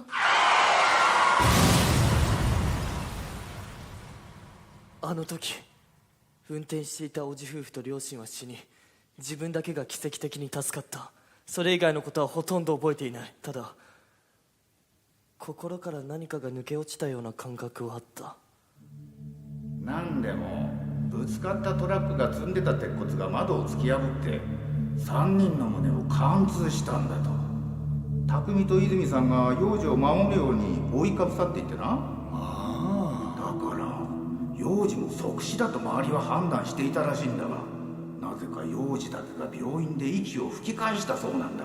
奇跡ね。助かってよかったじゃない。いやだがな、少し気味が悪くないか。鉄骨は確かに幼児の胸も貫通していたらしいんだ。それに匠だけなぜか損傷が激しくて人の形をとどめていなかったらしい。幼児は体がびっしょに濡れていて、何か血液のような体液が検出されたって話だし。血液のようなって血じゃないの？厳密には違うらしい。あらまあ、それはそうね、ちょっと不気味。ひどいよね。どうしてみんな陽君のことを素直に喜んでくれないのかって悔しくて仕方がなかった。でもね、確かに陽君は病院に運ばれた時点では死亡していると判断されていたの。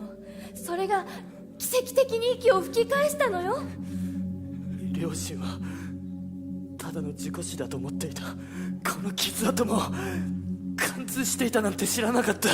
俺は一度死んで生き返ったなら、今ここにいる俺は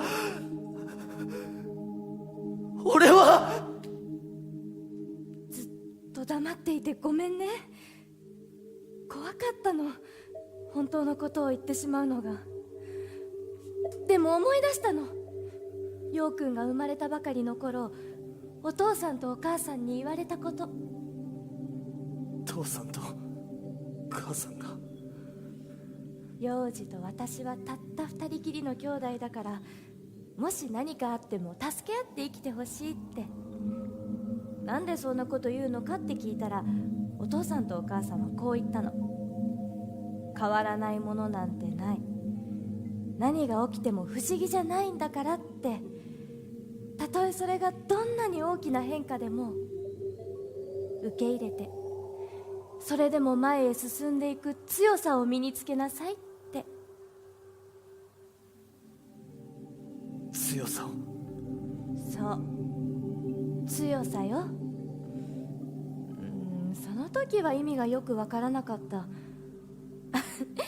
本当のことを言うと今もまだわからない。でもね、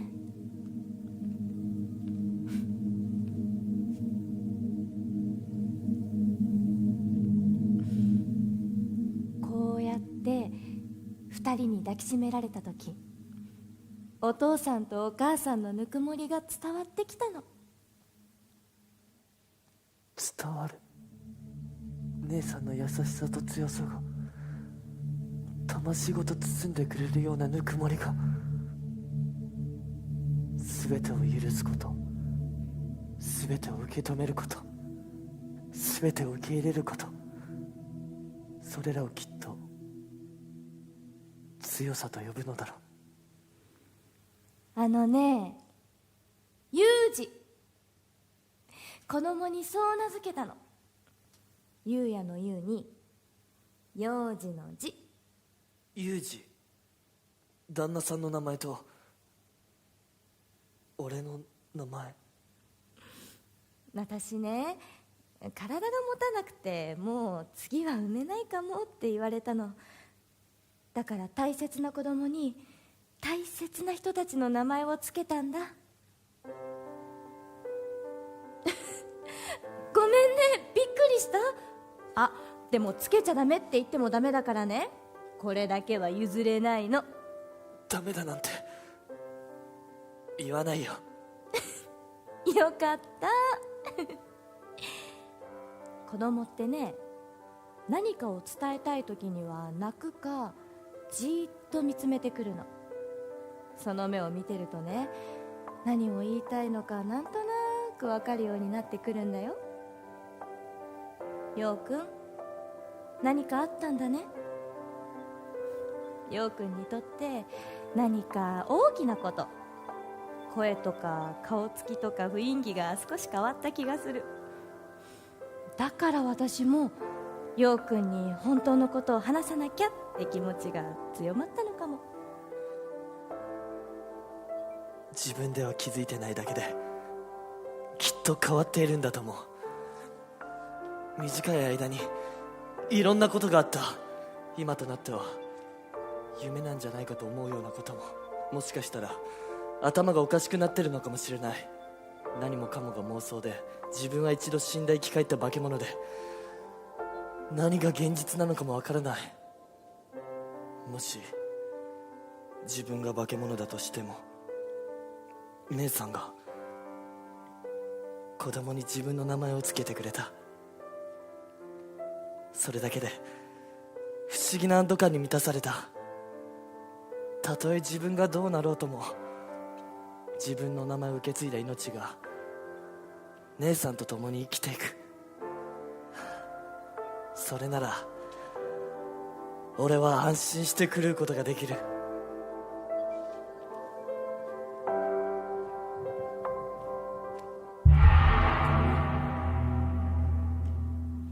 どうして神谷がここに。確か入院した誠を見に行ったって。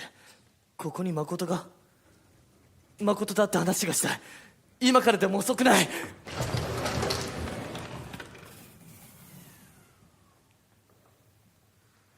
幼児、どうして。気分は。だいぶ。幼児、俺のこと殴りに来た。違うよ。じゃあなんだろう。ああ、言い方古いけど絶交とか。違う。話ができればって思って。話って何の。何でもいい。誠のことなら何でも。誠の話が聞きたい。どうして俺の話なんかしたって。うまく言えないけど、俺誠のこと何にも分かってなかったし、友達とかそういうの全然分からなかったけど、化学室でのことがあって初めて知ったんだ。誠がどんなことを考えていて、本当はどんな風に思っていたのか。そしたら知りたくなった。誠のことが、本当のありのままの言葉が聞きたいって。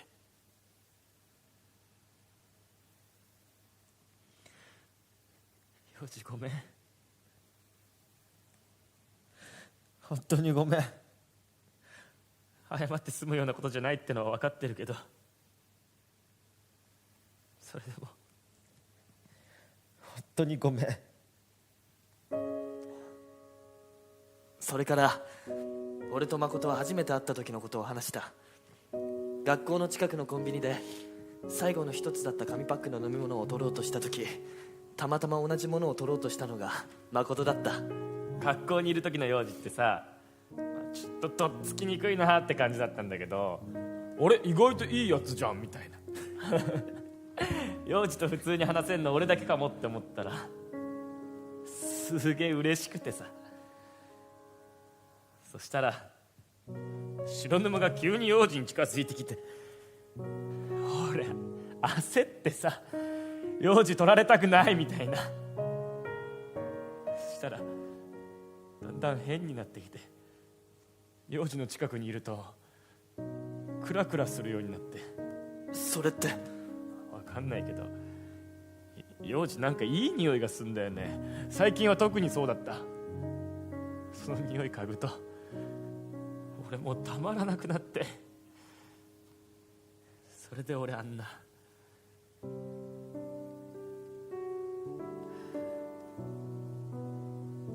都合のいいこと言ってると思うけどさ、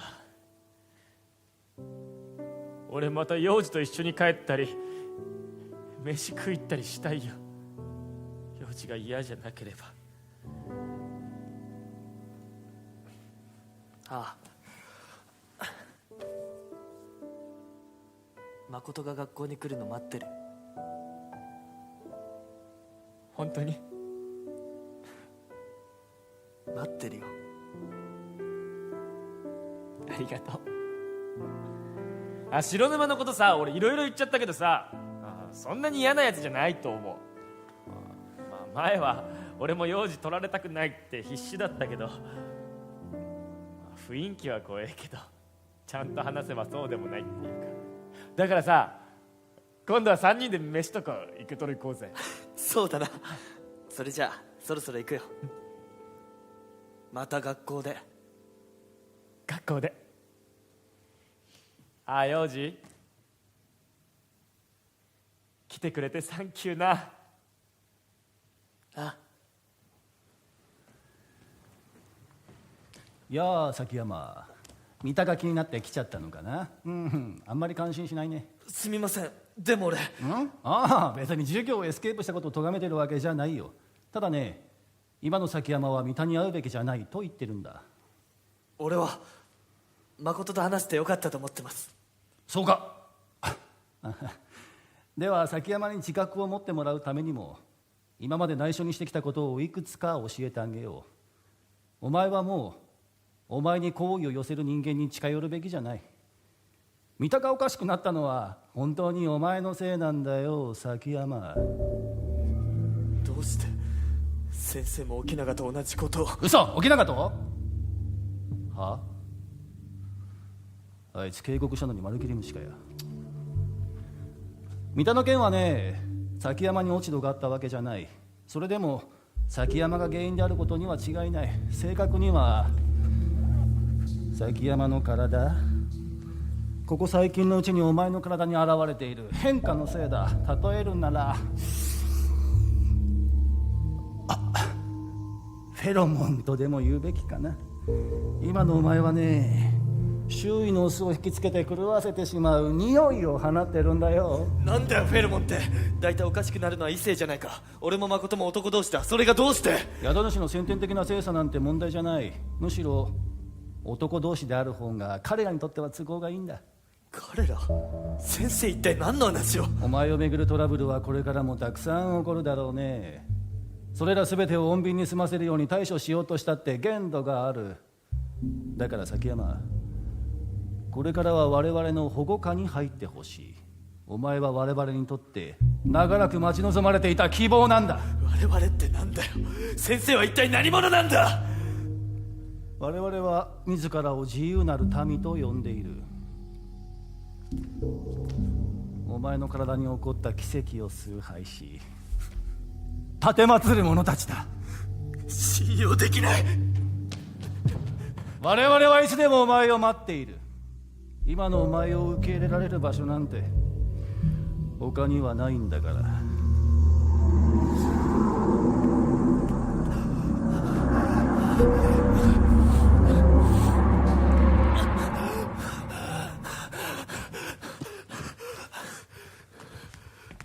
急に来てどうした？姉さんに会ってきた。両親が事故で死んだ時のこと、俺が知らなかった本当のことを話してくれて。俺は一度落ちてきた鉄骨が胸に刺さって両親と一緒に死んだんだ。ここに傷跡もある。嘘みたいなバカみたいな話だって思うだろう。だけど俺はそうだと思わなかった。俺の体には何かがある、そう思った。じゃなきゃあんな。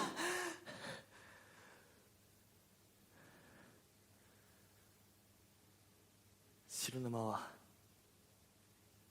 最初から気づいていたんだよな。ずっと何もかも。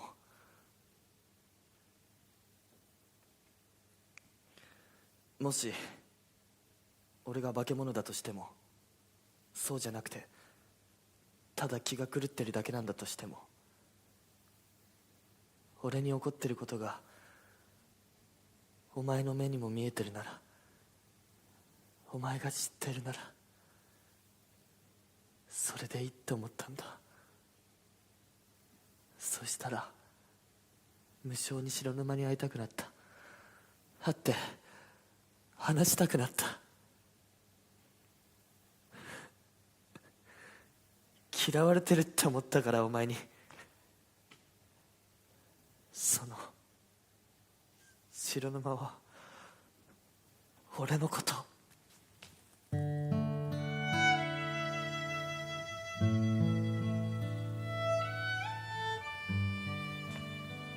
俺がお前を見つけたんだ。他のやつには渡さない。俺は一体何なんだ。お前は俺の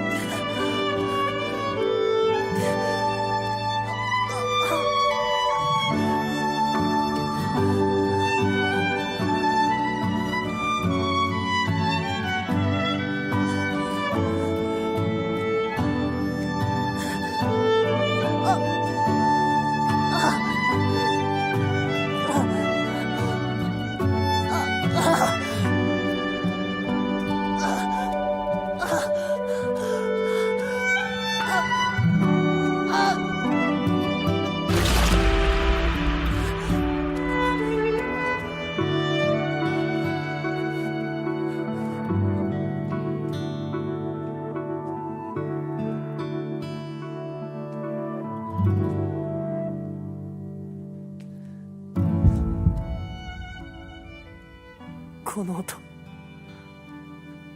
そうか、前に気分が悪くなって倒れそうになった時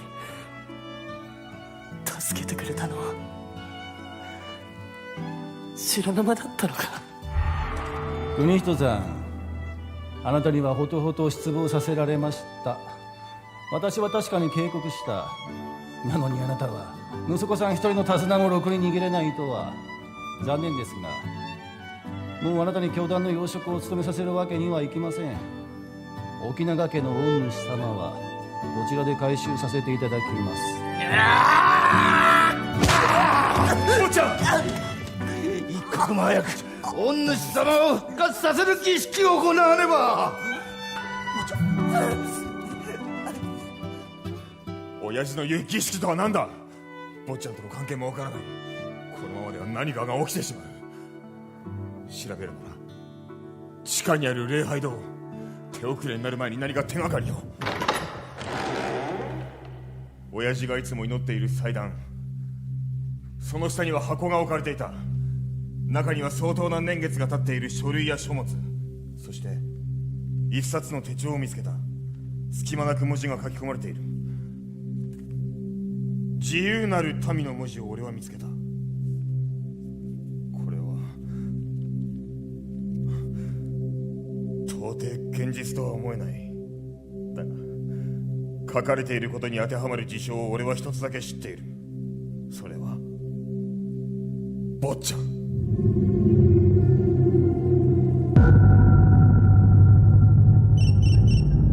全部教えてあげる。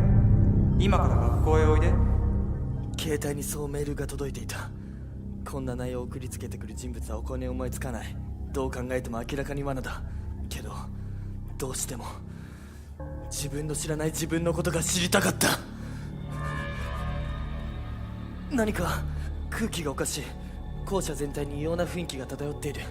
人の姿は見えないのにたくさんの気配を感じる。昇降口の聖母像が変だった。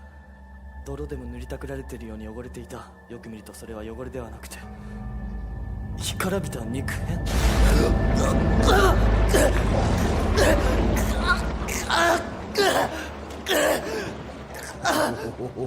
おお、御主様が騒いでおられる。ああ、喜んでいらっしゃる。やはりお前が選ばれた存在なのか。どうだ、嬉しいか。御主様に選ばれた存在なのだぞ。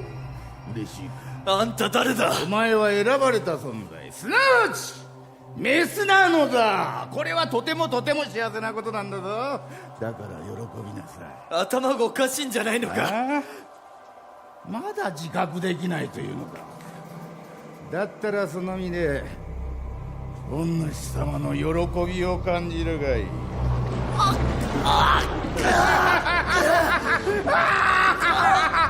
御主様がこんなに喜ばれている。祭壇に置かれた手帳にはこう書かれていた。自由なる民が崇拝している内なる存在は元は人の形をしていた存在。どこから来たのか明確にはわからない。人間はそれを食することで体内に寄生させていた。体内に寄生させた肉に選ばれた者は宿主と呼ばれ、腹部に宿った肉によりその体内をオスとメスに作り変えられる。宿主のオスはメスを引きつけるフェロモンを発し、共生率が高いほど治癒能力が高い。宿主のメスはオスを誘惑するフェロモンを発し、感度の高い人間を引き寄せる。そしてオスとの接触によりオスに自身の存在を知らせるため実体のない肉のかけらを生む。宿主のオスとメスが交わると純正と呼ばれる個体が生まれ、肉を自在に操り高い治癒能力も持ち合わせた存在となる。その体から発するフェロモンはオスやメスよりもずっと強く、人間をも虜にすることが可能。純正の種肉は人間が直接摂取すれば交わらずに共生することが可能だ。現存する純正は沖永家が守っているもののみだが、今や肉体の3分の2を失い、全ての能力が著しく低下している。お告げを受けたのだ。次にメスが生まれたら御主様へ捧げる儀式を行えと。そうすれば今一度復活なされるとな。この科学室はかつて御主様が祀られていた聖堂があった場所だ。さあ儀式を始めるのぜ。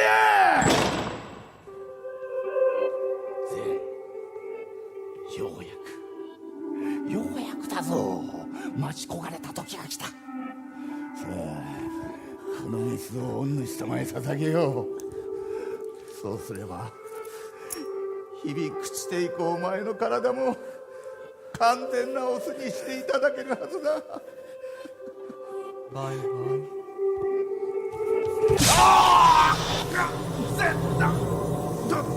どうしてほんとバカだよね。あんたの願望とかどうでもいいんだよ、御主様。バカじゃないの、マジで狂ってんだろ。こんなもんがなければさ、俺はこんな体にならずに済んだんだよ。やめろ。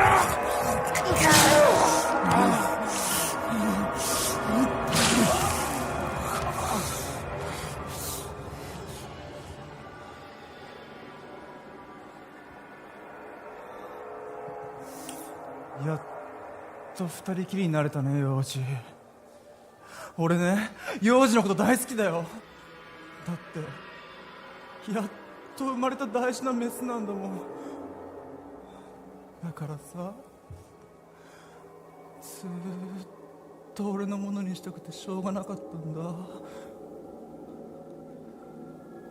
今までのことは全部メスの幼児が悪いんだよ。オスを挑発して引っかき回してさ。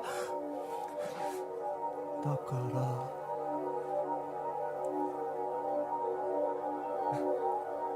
償おうね。これで全部おしまい。大好きだったよ。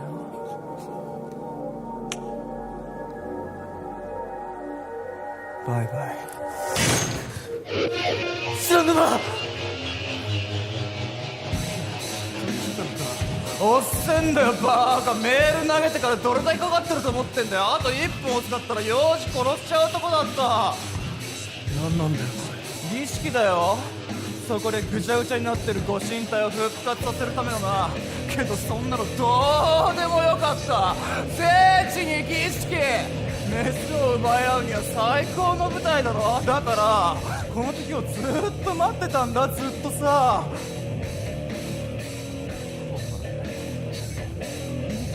目障りなんだよ。白沼、何かで血を塞がないと。傷が一瞬で回復しただった。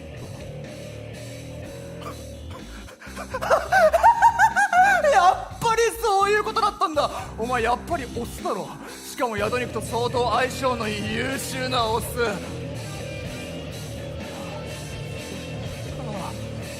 だから農耕も効かなかったんだ。ムカつくなんでなんだよ。なんで俺が適当ないでお前がそうじゃないんだよ。おかしいじゃねえか。そうやってメスも幼児も手に入れて俺がどんだけ苦しんできたかお前にわかるか。このくだらねえ不完全な体のせいで毎日ちょっとずつ死んで腐っていくこの体に無理に入ったクソ肉のせいで俺の体が少しずつ死んでくんだよ。なのにお前はただ優秀なオスってだけでメスは勝手に近づいてくる不公平だよな。だからお前は死ねよ。死んで少しでも俺を幸せにしろ。ちょっと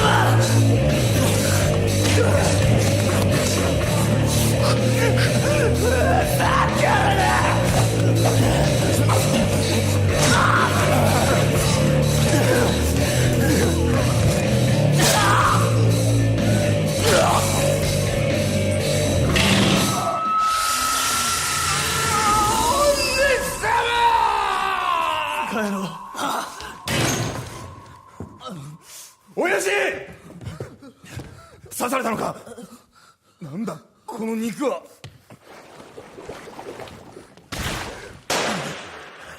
親父下に俺メスでもないのに出来損ないなのに子供生まれちゃったのかな。坊ちゃん、北にこれあげる。この子は出来損ないじゃないといいな。俺みたいにならないといいな。誰がこんなことを。あの二人ですか。あの二人ね、俺と一緒だったんだよ、オスとメスでさ。また体がうずくから校内にいるんじゃないかな。必ず捕まえます。北に俺さ、もうどうでもよくなっちゃってさ、とにかくもうさ、やりたいようにやろうって。あいつには負けちゃったけど。もう喋らないでください。すぐに病院に行けば。北にはさ、いつもここ触ってくれたんだよな。本当はさ、俺のこと嫌だったんだろ。そんなことありません。俺出来損ないだしさ、嫌がられたってしょうがないよね。そんなこと関係ない。善也、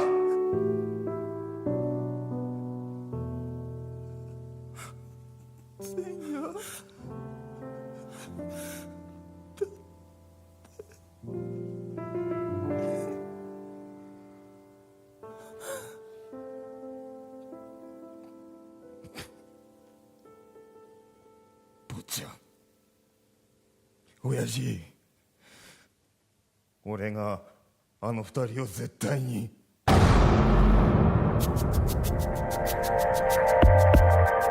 い、気が遠くなるほどの長い間、我々は息を潜め孤独の時を生きてきた。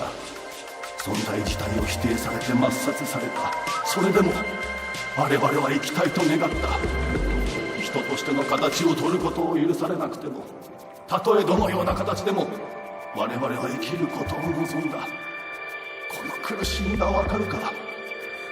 ピルクルは遥か遠く、汚泥にまみれて這いつくばるだけの日々、互い命をつなぐことのみに執着するあまりにも惨めな生。この苦しみがお前にわかるのか。この声、まさか。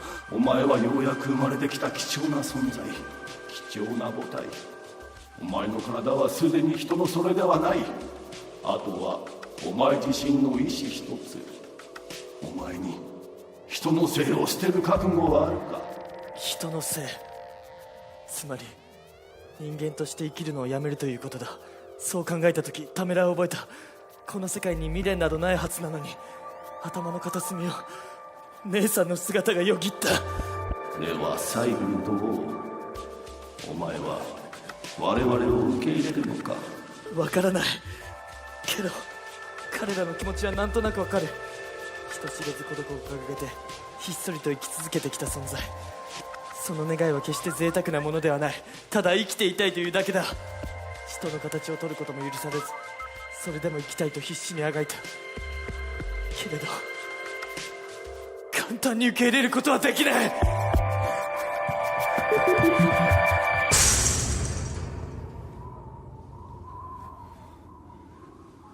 痛みは、怪我は平気か。動けないほどじゃない。どうするこれから。ずっと一緒にいればいい。他のことなんか考えてねえよ。どうしてそこまで俺を。言っただろ、俺がお前を見つけたって。もしかして最初から知っていたのか。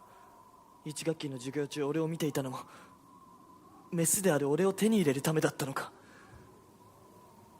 最初はそうだった。俺の体は周りとは違う。そう自覚したのは中学の時だ。本当の親も名前も知らねえし、自分は人間じゃないんだって。人間じゃないのに人間の中で生きていくしかないんだって。でも高校入ってお前見てすぐに分かった。こいつ俺と同じだって。匂いがした。俺と同じ匂いが。俺の他にもオスはいる。沖永もそうだ。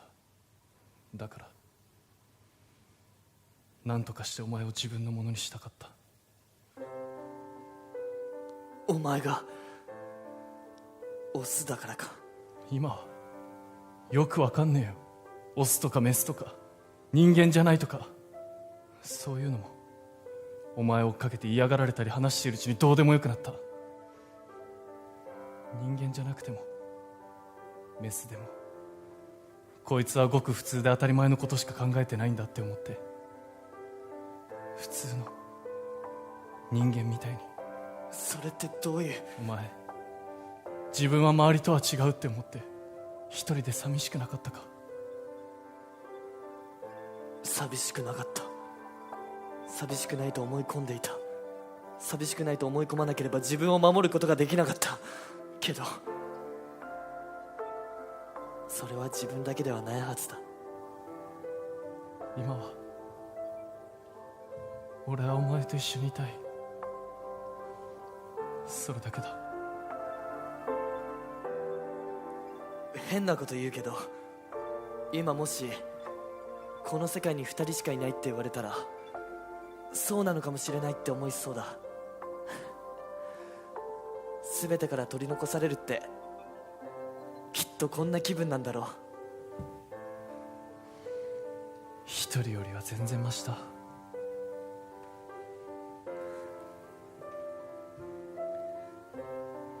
そうだな。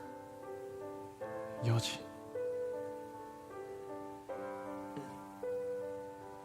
幼児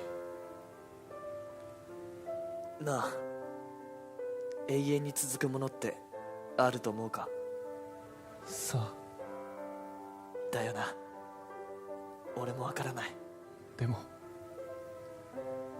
ずっと俺と一緒にいろよ。あ、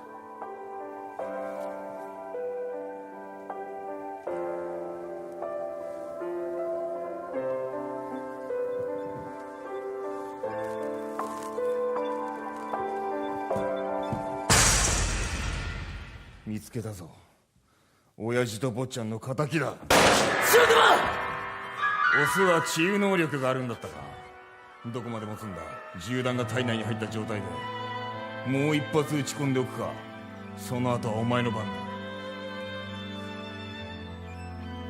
どうせ死ぬなら二人まとめてあの世に送ってほしいと。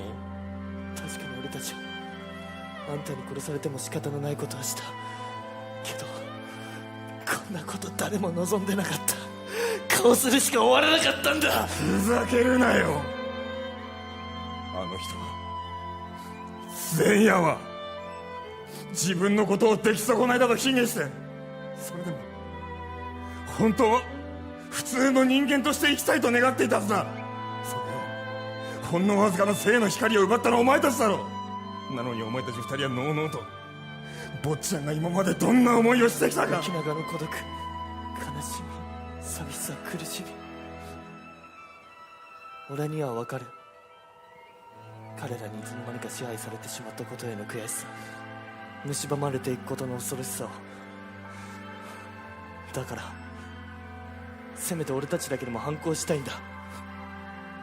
俺がメスである存在というならなおさら、俺たちの全てをめちゃくちゃにした彼らの思い通りにはさせない。確かに親父も坊ちゃんもあの奇妙な肉の塊にとらわれて翻弄されて死んでいった。お前たちもそうなんだろ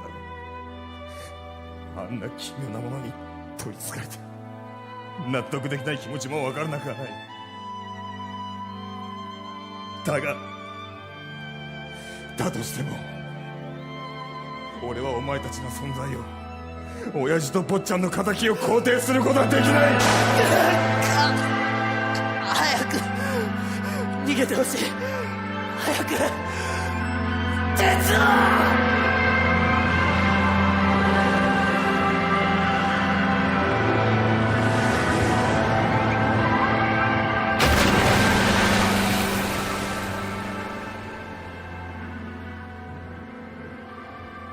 暖かい。まるで両親に抱きしめられた時のようだと思った。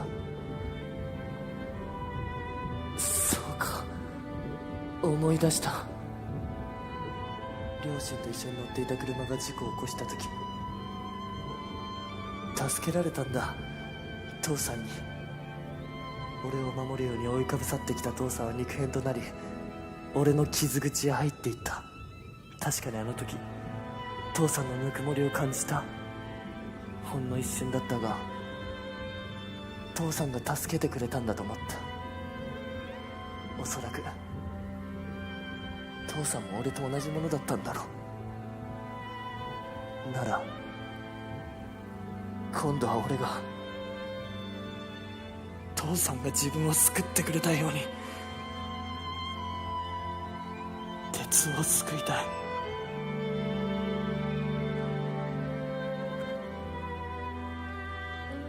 生きたい。鉄夫と共にもう一度名前を呼んでほしい。あの低く響く声で、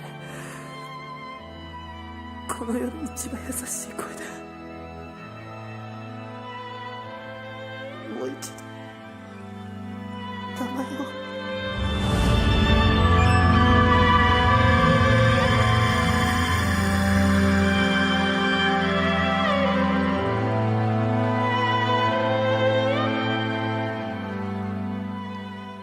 目が覚めると哲夫は全て忘れていた。名前や年齢、自分自身のことについては覚えていた。ただなぜ病院のベッドに寝ているのか、なぜ母親と父親が横で泣いているのか、哲夫には見当もつかなかった。哲夫がプールに落ちた日、学校では殺人事件が起きていたらしい。現場は科学室で、沖永前夜と父親の国人が血の海の中で亡くなっており、凄惨な状況だったそうだ。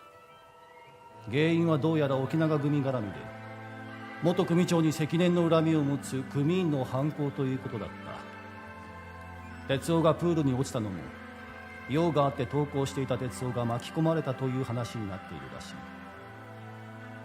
一つだけわからないことがあった。ある生徒のことだ。事件の翌週、家庭の事情で急に転校したとのことだが、名前を聞いても誰なのかわからない。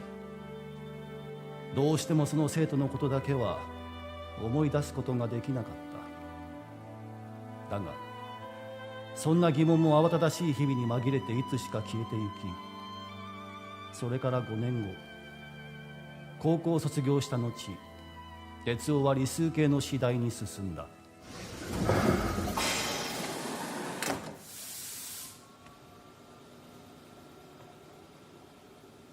今日はなんとなくいつもと違う駅で降りた。自宅の最寄り駅の一つ手前だ。特に意味はない。どこかに自分の知らない自分がいる。いや、存在していたとでも言うのか。そんなことを漠然と考えるようになって、日常から少しだけ遠ざかる癖がついた。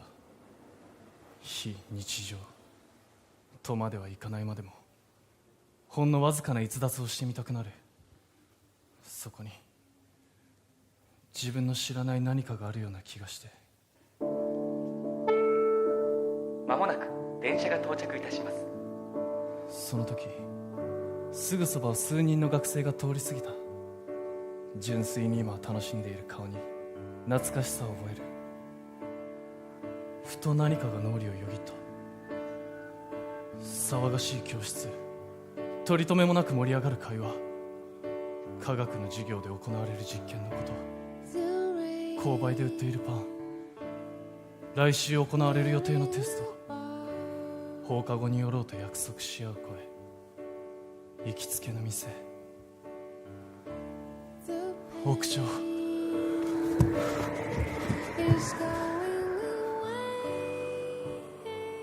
爽やかな風が運ぶかすかなカルキの匂い。フェンスにもたれて座っていた。いつも飲み物ばかりだった。パンを渡しても食べようとしない。隣へと視線をやる。黒い髪、白い肌、最初から人を信じていないような瞳、永遠、幼児。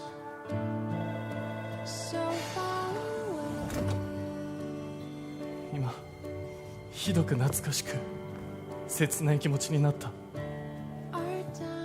胸が押しつぶされそうなほどに断片的な、これは学生時代の記憶。今までに見たことのない映像だった。どうして急にそんなことを思い出したんだろう。最寄り駅の一つ手前、いつも降りないはずの駅に小さな胸の痛みを残して、最寄り駅の一つ手前、いつも降りないはずの駅に小さな胸の痛みを残して。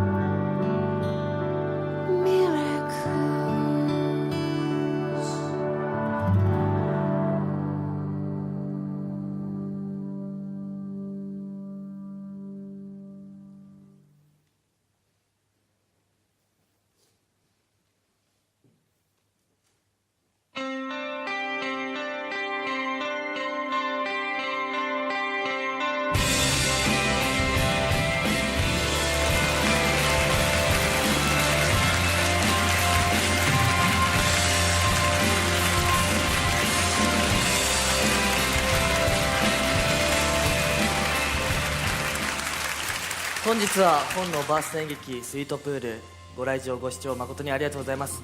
この後カーテンコール撮影会となります。なので哲夫君は一度着替えに行ってください。はい、お願いしますはい、哲夫が着替えてる間に、せっかくなのでキャストからコメントをいただきたいと思います。今日は神谷先生お願いいたします。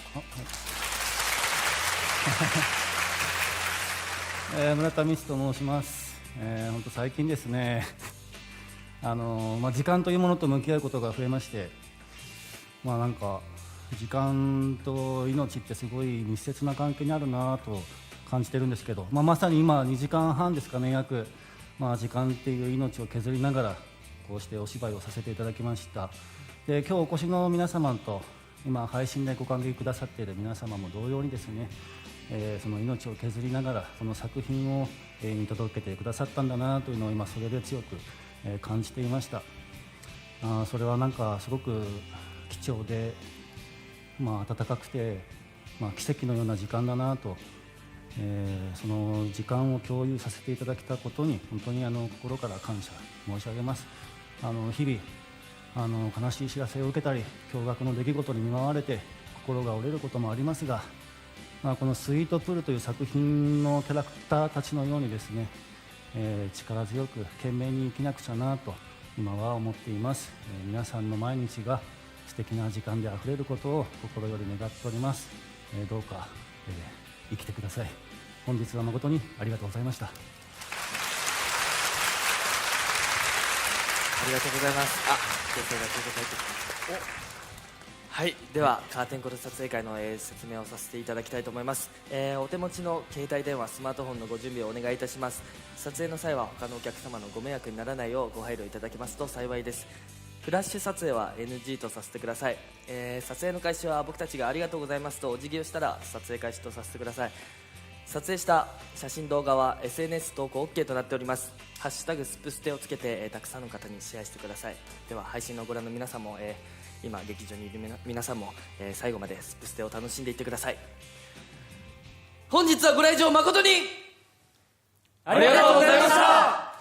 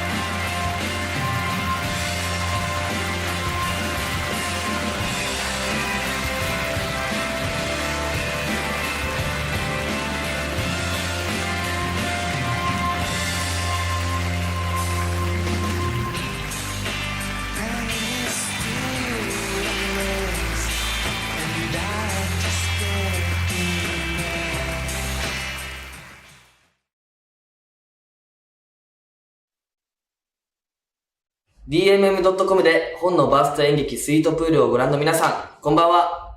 崎山洋二役の桜井圭人です。白沼哲也役の砂川修也です。DMM 限定の特典像ということで、配信をご覧の皆様、本のバースト演劇スイートプール楽しんでいただけましたでしょうか。ここでは公演の感想などを語っていきたいと思います。じゃあ哲夫を演じた修也、どうでしたか。いやー、やっぱりね、哲夫を演じるのはやっぱすっごい嬉しいことですし、かっこいいキャラクターを演じるっていうのはもちろんありがたいことなんですけど、まずケイトさんが幼児でよかったなっていう感想。急にやめてやっください。ぱり哲夫は幼児と話して、幼児としかほとんどね、会ってなくて、なんか別に他には興味ないじゃないですけど、本当に幼児としか基本会ってないんで、劇中では。すごいね、やっぱりケイトさんの演技によって僕もすごい、気持ちが上がる部分もありますし、嬉しいですね。でもやっぱ回数重ねていくごとになんかすごい哲夫の気持ち分かって辛くなったりっていうのはやっぱありましたね。やっぱそうだよね。何回かね、どんどんなんか哲夫のことをね、そうなんか俺は幼児のことをやっぱどんどん分かっていくとやっぱね、どんどん思いが溢れてくるよね。そうなんですよね。なんか、本当ね、ここまでなんか空気感が似てる人とは初めてかもしれない。ね、だからなんなら俺今この回すごい不安なんですよね。似てるから。いや、俺も不安だわ。今の時間ね。この時間でしょそう。この時間やばいよね。大志さんとかいたらね。そう。しかもさ、ね、アフタートークも今回開催されてるわけじゃないですか。公演後に。僕たち2人の会もありますからね。北谷さんはいてくれる。でもなんか、この空気感だからこそ、なんか、ここまで、ね、鉄を愛せたっていうのは、難しいのかな。割と愛とはまた違ったね、感覚だったりもしますし、なんだろう。非常でも自分たち2人の空間みたいなの多いですかね。だけしか見えてない空間みたいな。なんか本当になんか最後のセリフにもあるように、なんか本当に世界に2人しかいない。みたいなセリフがあるんですけど、本当に思う。いやね。なんかその空気感すごいよね。作り出すのがね。あれはね、なんか普通に生活してて味わえない感情っていうか、ね、すごい貴重な感情になれたなってすごい思いました。いや、それこそ本当修也だからこそ、修也哲夫だからできたなと思います。なんか褒め合いになっちゃいましたね。いやでも、今ぐらい褒めましょう。今ぐらい。はい。そうですね。残りの公演もまだまだあるので、二人で一緒に頑張っていきましょう。はい。頑張りましょう。はい。ということで、それでは最後にご視聴している皆さんに、一言お願いいたします。そうですね、本当に先ほども言わせてもらったんですが、白沼哲夫役を演じさせてもらって本当に嬉しい限りです。このスイートプールっていうのは、誠ルート、前夜ルート、そして通常公演とあって、この3つとも全然違う感情に僕も慣れて、皆さんも多分終わった後に慣れたと思うんで、本当にいい作品だと思います。またね、見返したりして、ぜひ楽しんでいただけると嬉しいです。お願いします。じゃあ、ケイタさんも一言メッセージお願いします。はい、本日はご視聴誠にありがとうございます。